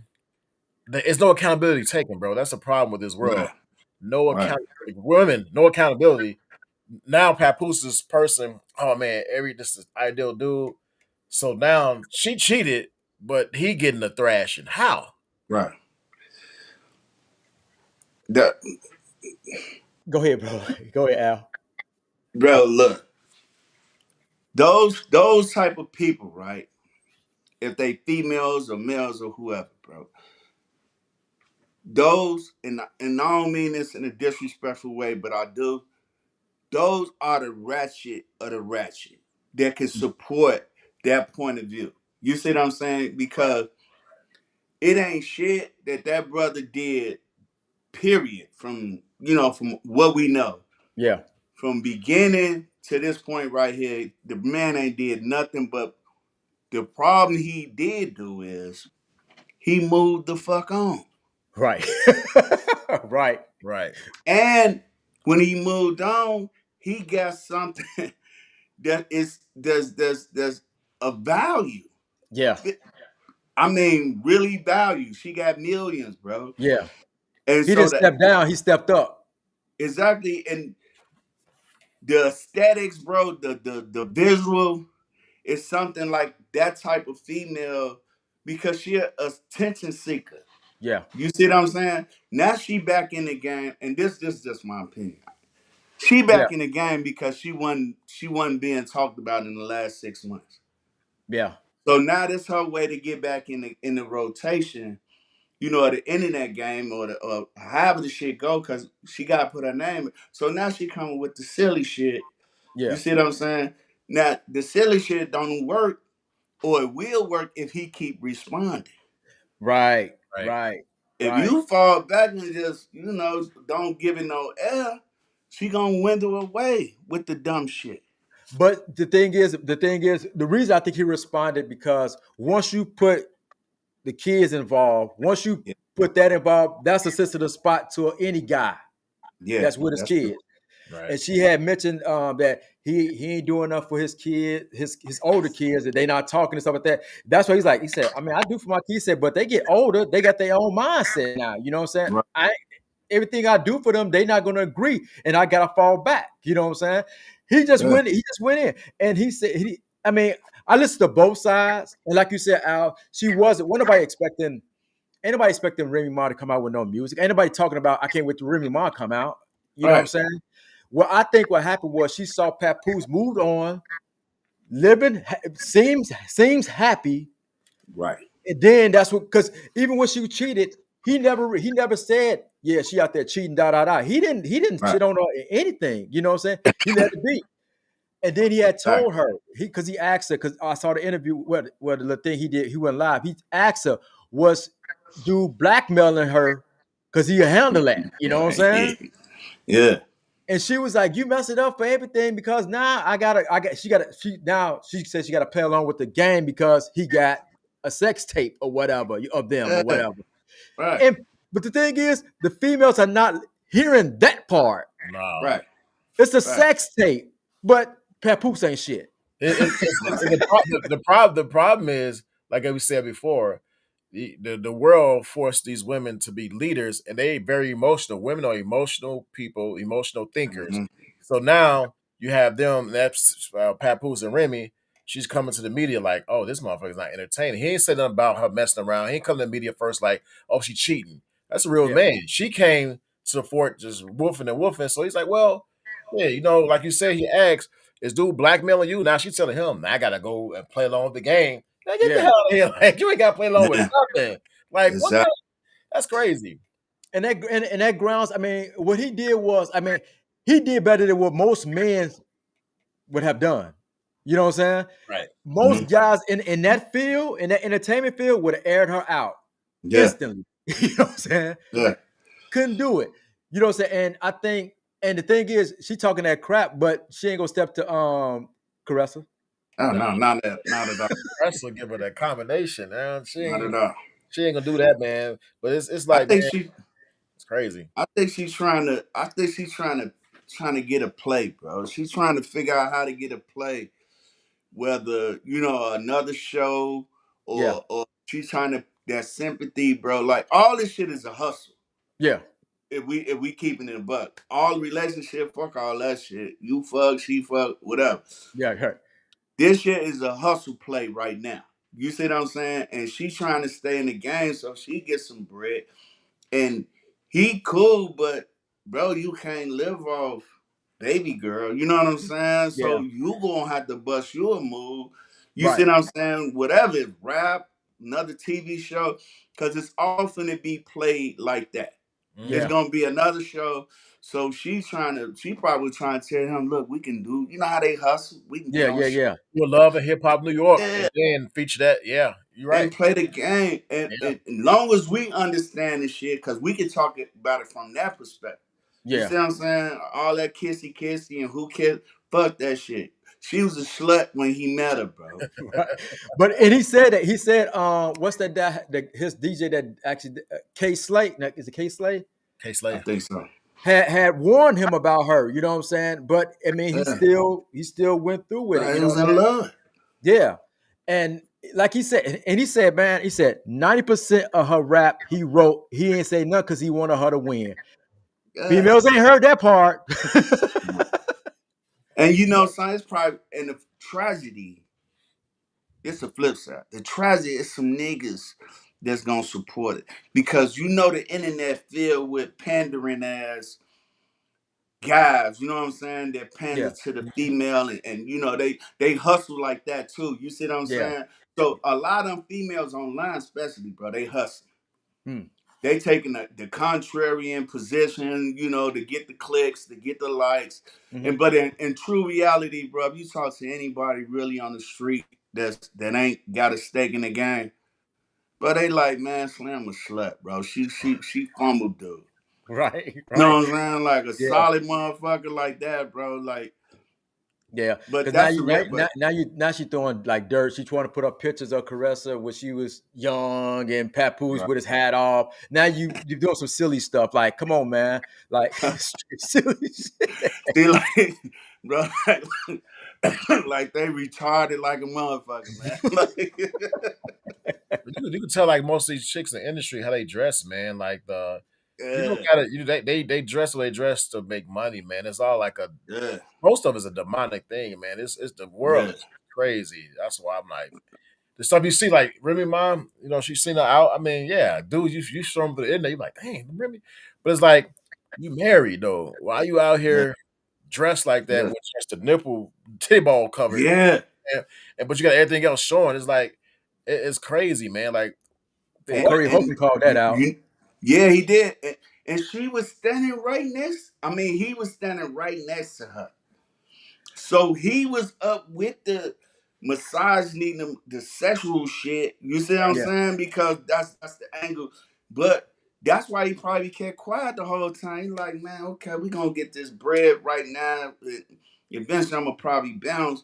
But I know you a slut. You know what I'm saying? Because he say he been new. He say he been new. So Yeah. he's like, he don't give a fuck. She walking around with her titties and shit out, and you know all this old makeup and fake Yeah. shit. You know what I'm saying? He was up with Because they, it.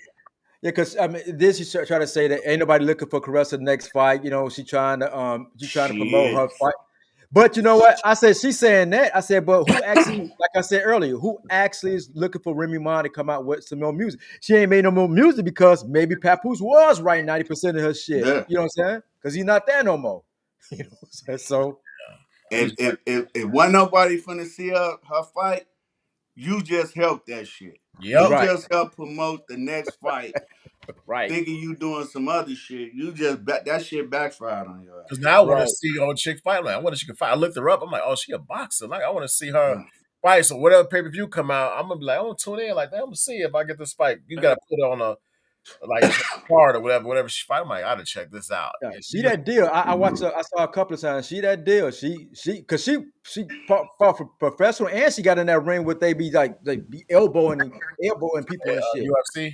Uh, Yeah, she be doing all that Oh shit. dang, I didn't know she did that. So that's what I'm saying. Now we like she got a name based off of this big mouth coming out being. yeah, she. So now it's like I want to see her fight now. Shit. Right. But I don't want. I want to see her fight, but I don't want to hear Remy Ma rap. Bro, I can pass on my rapping, man. That I can really that pass. was that, bro. That was that corny ass Fat Joe shit, bro. That was that let's lean and rock with it shit, Right. bro. Like that was fucking garbage, bro. That was that New York bullshit, bro. On the real, bro. Bro, you can't say another Remy Ma song.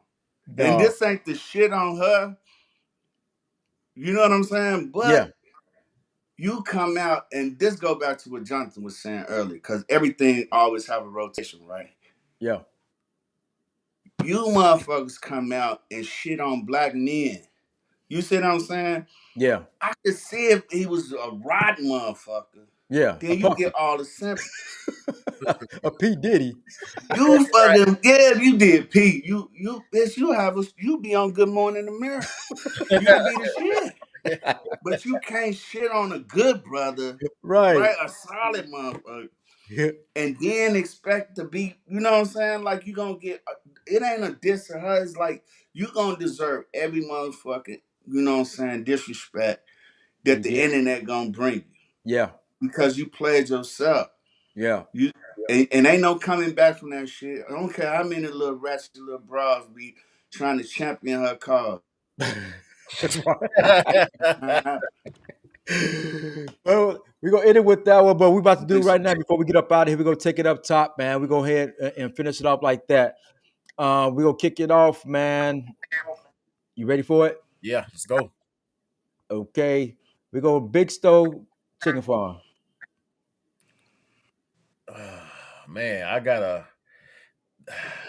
the farm, man. I always got sent to the farm. It's close to 17. One thing I like about the big store is that little restaurant outside the big store I go to. They used to have that was a gyro place or Thai beef place outside. We gonna But get that. We gonna get to that one. okay, out at the farm, chicken farm, man. I used to always go there. Yeah, definitely farm. Okay. You want to hit one where Al? Yeah, let me do a little hip hop real quick. And I don't know, but Crime Mob or Yin Yang Twins. Who the Uh, fuck? I would have to go to Ying Yang Twins, man, because I was back in the day.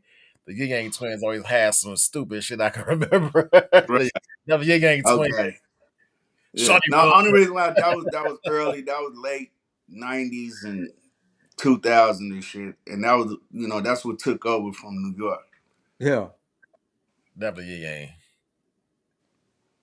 Crime Mobs, in case people didn't know, that was Nook if you Look, if you book, book, right? man. Look, yeah, look, if you book. Honestly, I ain't Said know. you still shaking your head, right? No, I know. I know. Now that you said it, I now I know what that is. You know what I'm saying? Even with the Yin, is the Yin Yang Twins? Is that the where do you see my Yeah, Yeah.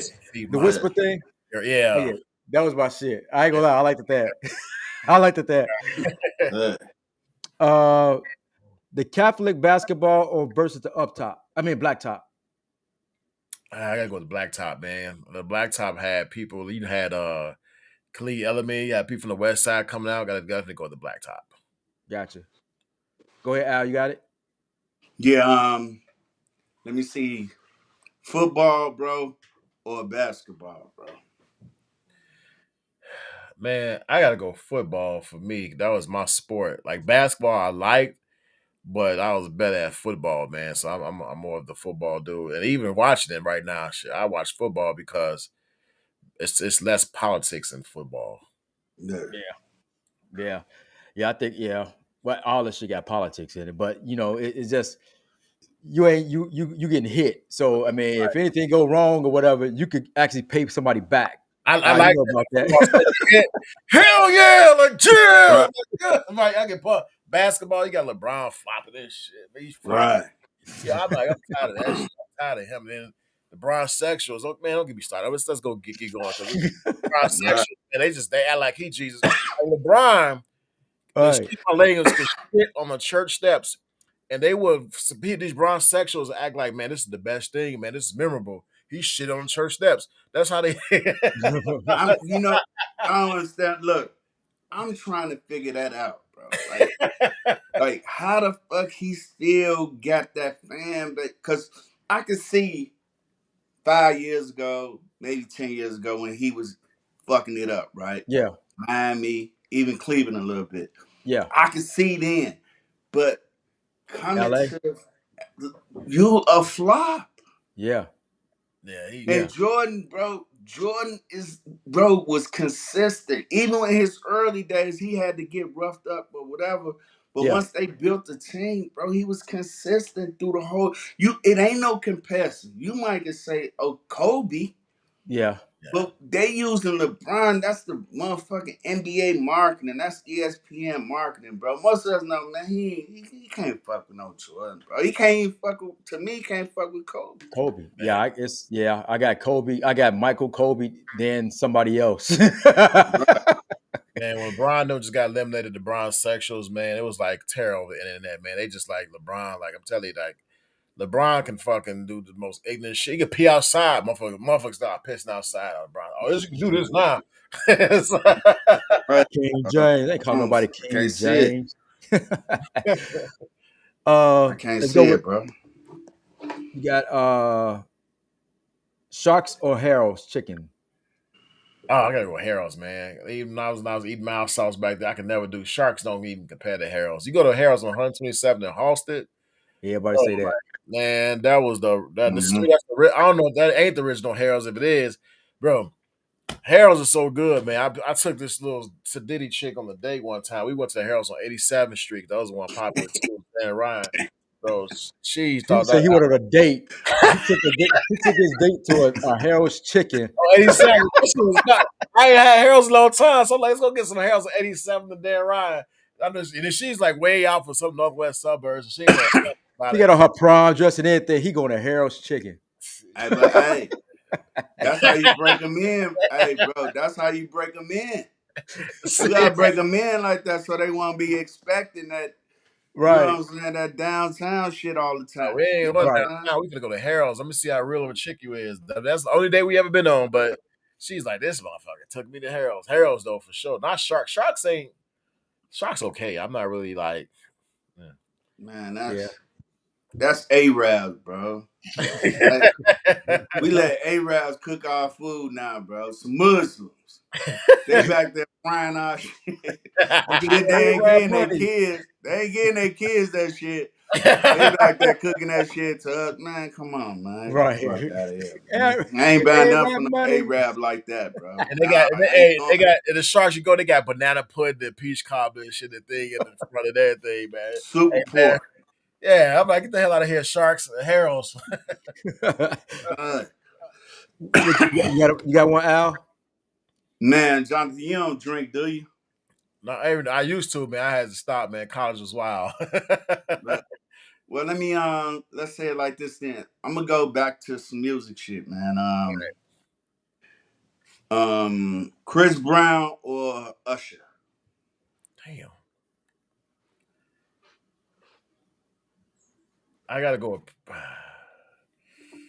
All right, so I want to go. I'm gonna go Usher. I was gonna say Chris Brown, but Chris Brown off me when he started dyeing his hair and stuff and Yeah. all that other stuff, man. He started being a little weird because he cool now. But I'm gonna go Usher. Usher been pretty consistent, man. Usher did this shit too. He dyed his hat too.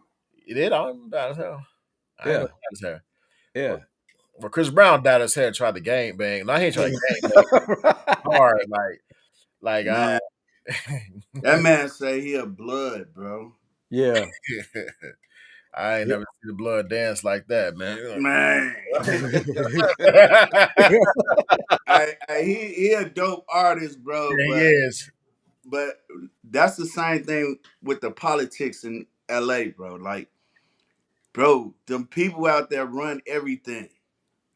And Mm. if you live out there, you're gonna have to check in and what they call check in. Yeah. So, he bought the right to say that he a blood, man. From Yeah. probably a few slick motherfuckers that was like, okay, you could be a 69th Crip blood, Yeah. but we need woo woo, and you can say this. Come on, bro. Them people be serious about that shit because a lot of people died about that shit. You know what I'm Yeah. saying? You got this Yeah. sensitive ass stuff.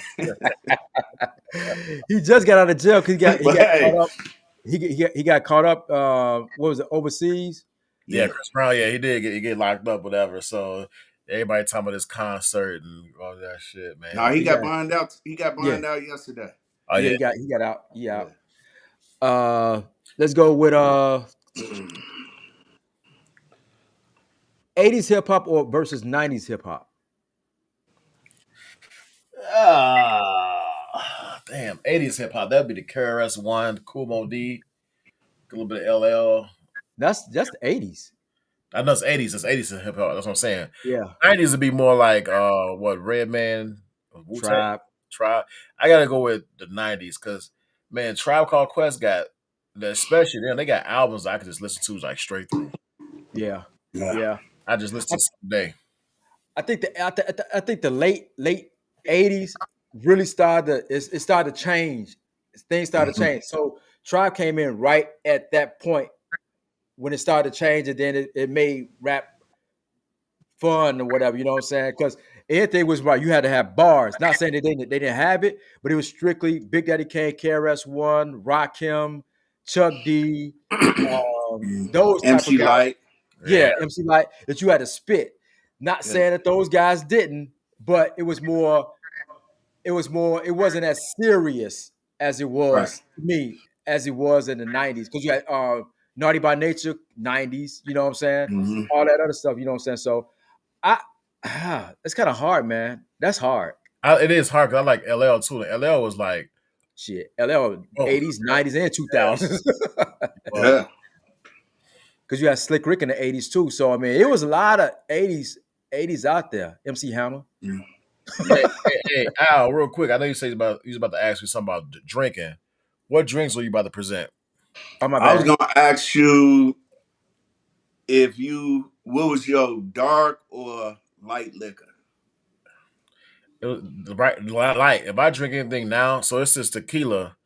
It's God, man, it's expensive tequila.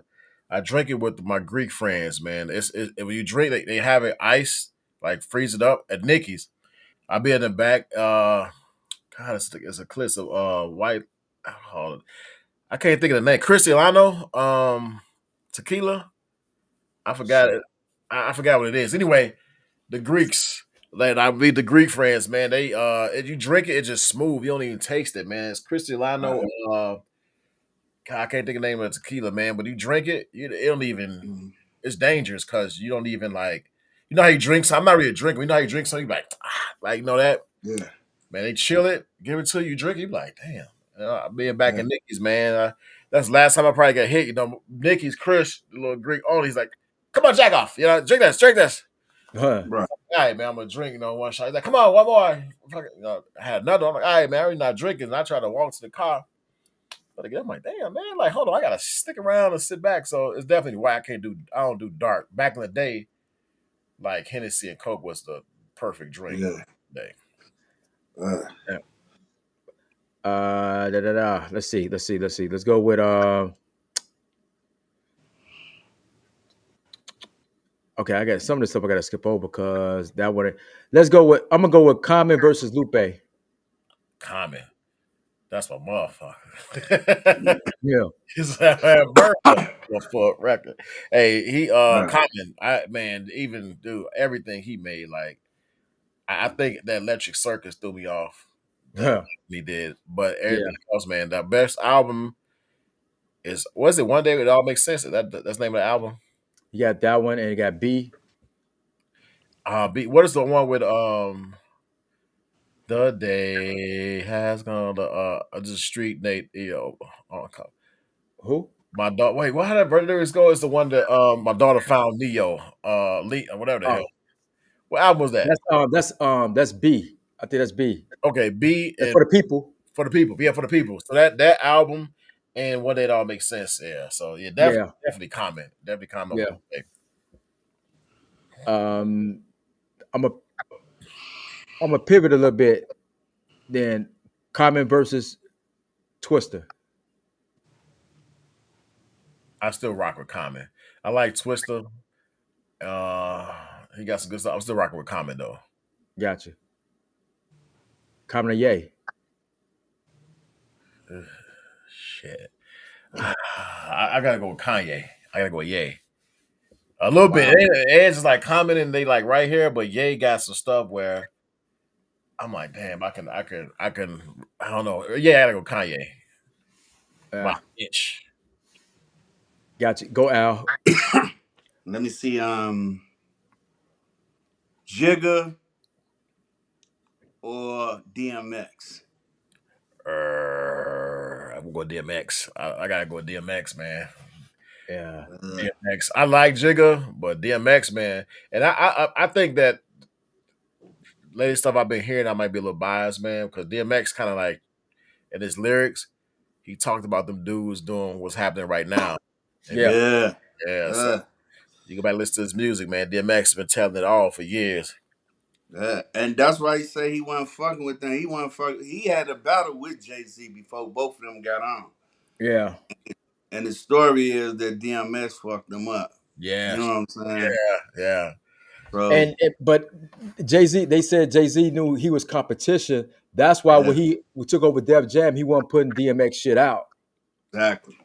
You know what I'm saying? Right. So that's why, and that's what kind of messed DMX up right there, because he thought he helped build back Def Jam back up And then next thing you know, I mean, Jay-Z had the president spot, and he wasn't putting out material like that. You know, he was trying to get R&B on, which the people that wasn't a threat to him. You know what I'm saying? Yeah. He'll throw out who he signed at the time.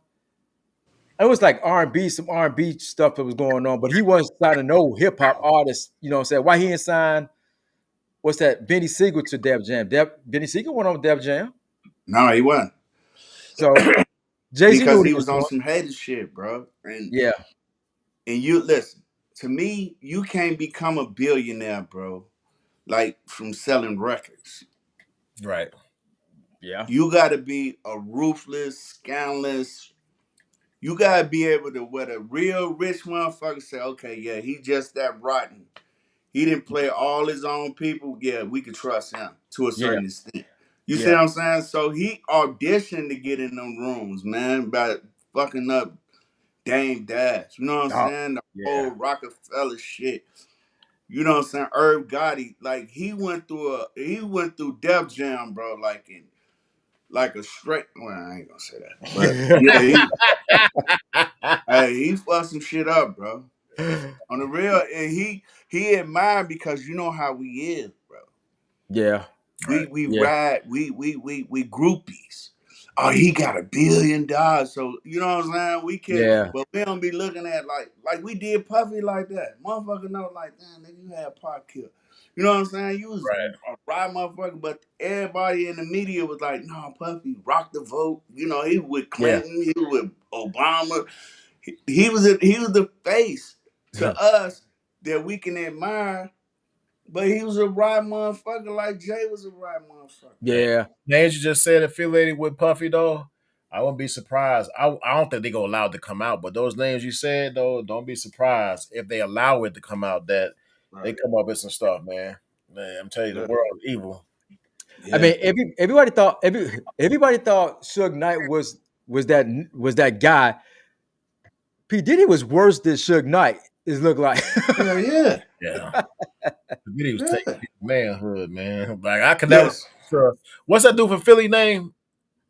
Which That one? Meek Oh, Mill. McNeil. I can never listen to Meek Mill music. I'm out there hearing the audio. But look, you know why? You know why Puffy was worse, bro? Because Puffy was a gay thug. You see what I'm saying? Like you got Suge in your face, like nigga, Yeah, fuck this punk. You know what I'm saying? He on some punk shit, bro. Them the yeah, worst motherfucking ones, bro, because they sneaky, they get around. You know what I'm saying? Then all the right. other, and that's an industry full of, you know what I'm saying, people that rock that way. You know what I'm Right. saying? So Yeah. if you can manipulate that shit, you can run the industry, Yeah. and you can run motherfuckers like Suge and them out of the game. Well, it was I mean, even with I don't know, like I said, that P. Diddy thing, I like to talk about that on another level too. I mean, because that's just deep. Hey, It's deep. I'm I've down. been following it. I didn't want to bring up too much of that when Al just said he just said some things, but I'd like to have another show for that because I'm going to go deep Good. down a rabbit hole on that one. Yeah. Yeah. That Yeah. I've been following that case. I mean, it goes deep. We could actually do that again. We could actually come back on this one though. But let's do a couple of more, then we're gonna wrap it up then. All right. You got one out, I got a few, but I got a few more. But go if you got something, put it out there. Now go ahead, bro. We'll go with this the simple ones. Let's go with Biggie and Pac. I like Biggie, man. I'm going Biggie. I like Pac too. Don't get me wrong, but I like Biggie. I was all that life after death, man. I know Pac got more of a catalog, but man, Biggie just what he put out when he was alive was a hit. You didn't have to skip through songs. Yeah. I like Biggie. I mean, his delivery was good. He just didn't have enough material out there, you know. Yeah. I would never put him in my top 10 though, because he didn't have enough material. I That's can just do that, me. man. I think you can. What he had. If you go to Notorious You Big, can, I can't. he only had like 2 or 3 albums when he's alive, though. So right, I guess they don't have enough of a catalog, too, though. Man. I mean, that being said, your top five. Oh man, you got me off guard with that one. Young MC, Vanilla Ice, Hammer. That little hammer though, man. Used to be Jay Z, man. But I'm gonna tell you something. I'm gonna start from number 5, man. DMX is in my top 5. LL Cool J is probably number 1. 50 Cent is in my top 5. Common is in my top 5. I know it's kind of like weird. And the last one I put in my top 5 will probably be Notorious Big. That's a different one. I mean, you I ain't put got out Jay-Z in my top. I don't have Jig in my top 5, man. It's like I think that from the music's perspective, man, Jigga talked about all this stuff, but man, what he going through right now, and was the rumors I'm hearing, I don't think he was ever real in his music, man. You look at the DMX and like in the passion of his music, man. You go Notorious Big, even 50 Cent. 50 yeah, Cent rap wise ain't the best rapper, but he knows how to put stuff together, and I just believe it's real, man. LL is just LL. LL yeah, Cool J is probably my number 1. Like really, he can. I think me and you was going back and forth with LL and Cannabis back in the day. I was like, man, Cannabis finna get him. Man, he did that Can I Bust? And I tried to put it off. It was garbage, but he murdered Cannabis. I'm like, damn. LL yeah. is number 1, man. LL, yeah. I mean, the reason I don't put LL in my top 5 because I got LL like over here. It's like LL then my top 5. You know what I'm saying? Because he's like, I just don't put him in I don't put him in the category because he's been doing it. He paid his dues and then some, Yeah, and still relevant. let me take one out. I'm sorry. I love 50 Cent, and I think I put him in my top 5. But I'm gonna have to do Rakim. I gotta do Right. Rakim. I still listen to Rakim music. I gotta take 50 out, put him at 6. He's like the runner up. Rakim and LL is like the 1-2 punch. Yeah. Then I could do like who I say DMX, Notorious Big, and Common. That's a But good list. yeah. Al, I Yeah. never asked you your 5. Who your 5? Nah, bro. We talked about this last week, Are bro. you gonna do it? Nah, bro. Because like I say, bro, I Rakim the coldest rapper ever to me. You know what I'm saying? And Mhm. like you said, LL, we was literally listening to that in the '80s. Right. Yeah, Like they shit like lyric. Now I know '90s when it came popular, like on HBK or whatever. yeah, But I can't do the top 5 because like Jonathan had to just rearrange his order. yeah. I'd be like, damn, I should have put woo woo. But Right, one thing right, I right. can say is Rakim the coldest, bro. Got you. Let's do a couple of more, then we can wrap it up. Would you got something, Al? You want me to go through, No, doing go them? ahead. Yeah.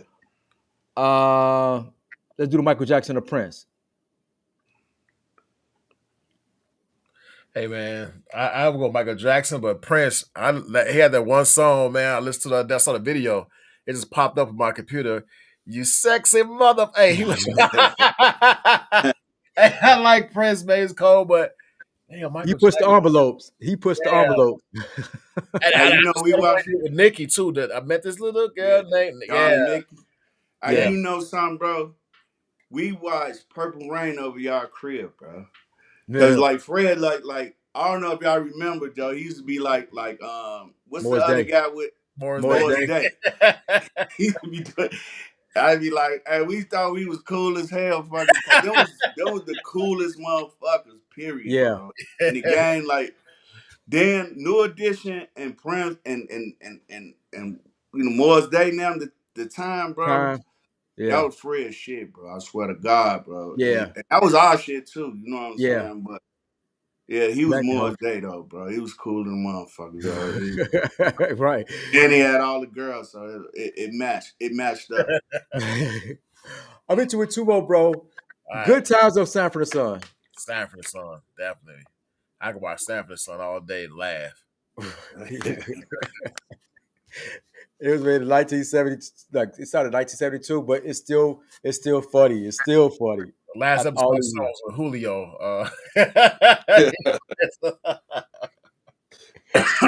Oh, I could talk about Fred Sanford like for a bit. You know what I'm saying?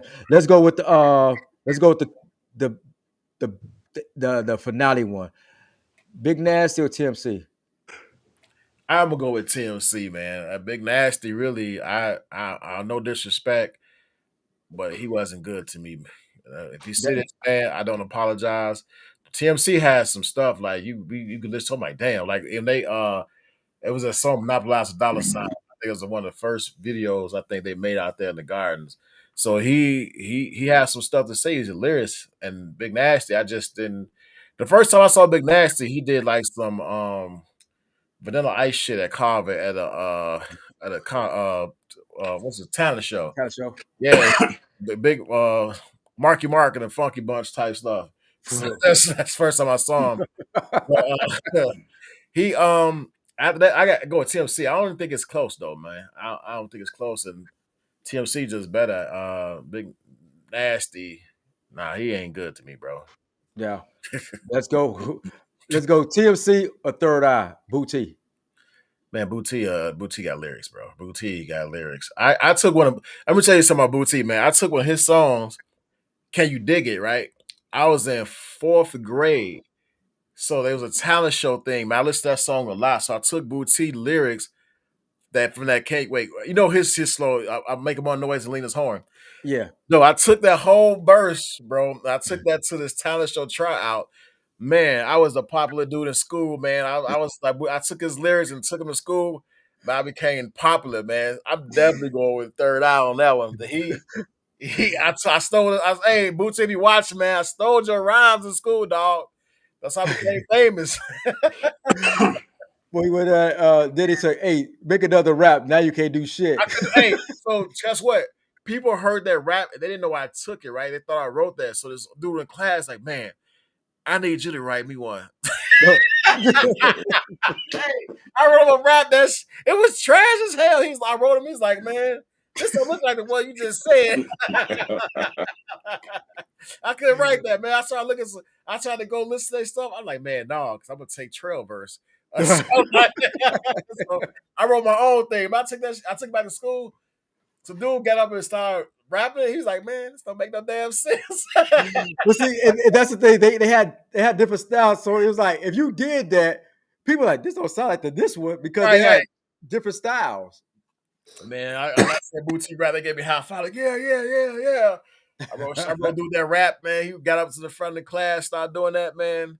This little fucking anybody crisscross, another bad creation type stuff. and the people that I know, Man, shout out to Boutique, man, and his up and coming segment on the show, bro. Right, man. Shout out, yeah. man. But we're gonna what we're gonna do. We're gonna wrap this up, man. I mean, I appreciate you coming on, bro. But we definitely gonna bring you back because it's some things that we need to talk about with the whole Jay-Z, P. Diddy, and all that stuff, man.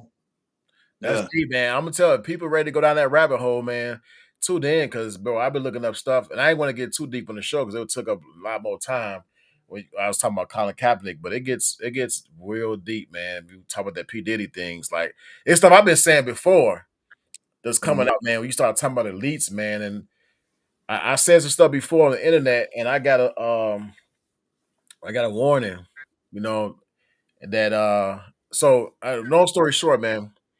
I had went down a rabbit hole one day, so I started screenshotting articles about Barack Obama, the rap game industry, about Hillary Clinton. So Hillary Clinton, her emails, man, I ain't gonna say how I was able to get to some things that somebody allowed me to get access to. So I started screenshotting stuff about them. Barack Obama, the music industry, bro, no bullshit. I'm in my photo album. This is my first start doing the podcast thing. So I'm on a meeting with our cousin Janetta. Mhm. So I was trying to get the LLCs, and we're trying to go through that. So all my pictures, Al, I got everybody. I got the screenshots. Barack Obama, bro. I went in there doing a meeting. It was on Zoom. So I went. Some told me to go check the pictures, see if they still there. Bro, the pictures were not on my phone. I didn't delete them. So I went. I didn't see them. So I went to my trash. Like, damn, I didn't delete these. They were not on my trash, bro. These screenshots. That Mm-hmm. I remember Hillary Clinton emailed. She was in a room with like another senator, another female, and they were talking. I guess they was playing with dildo in the office. The government for the show up my career probably, but they was playing with dildo or something. But they used another term, and they was using a piece of terms and stuff like that. So I'm like, damn, she was wow.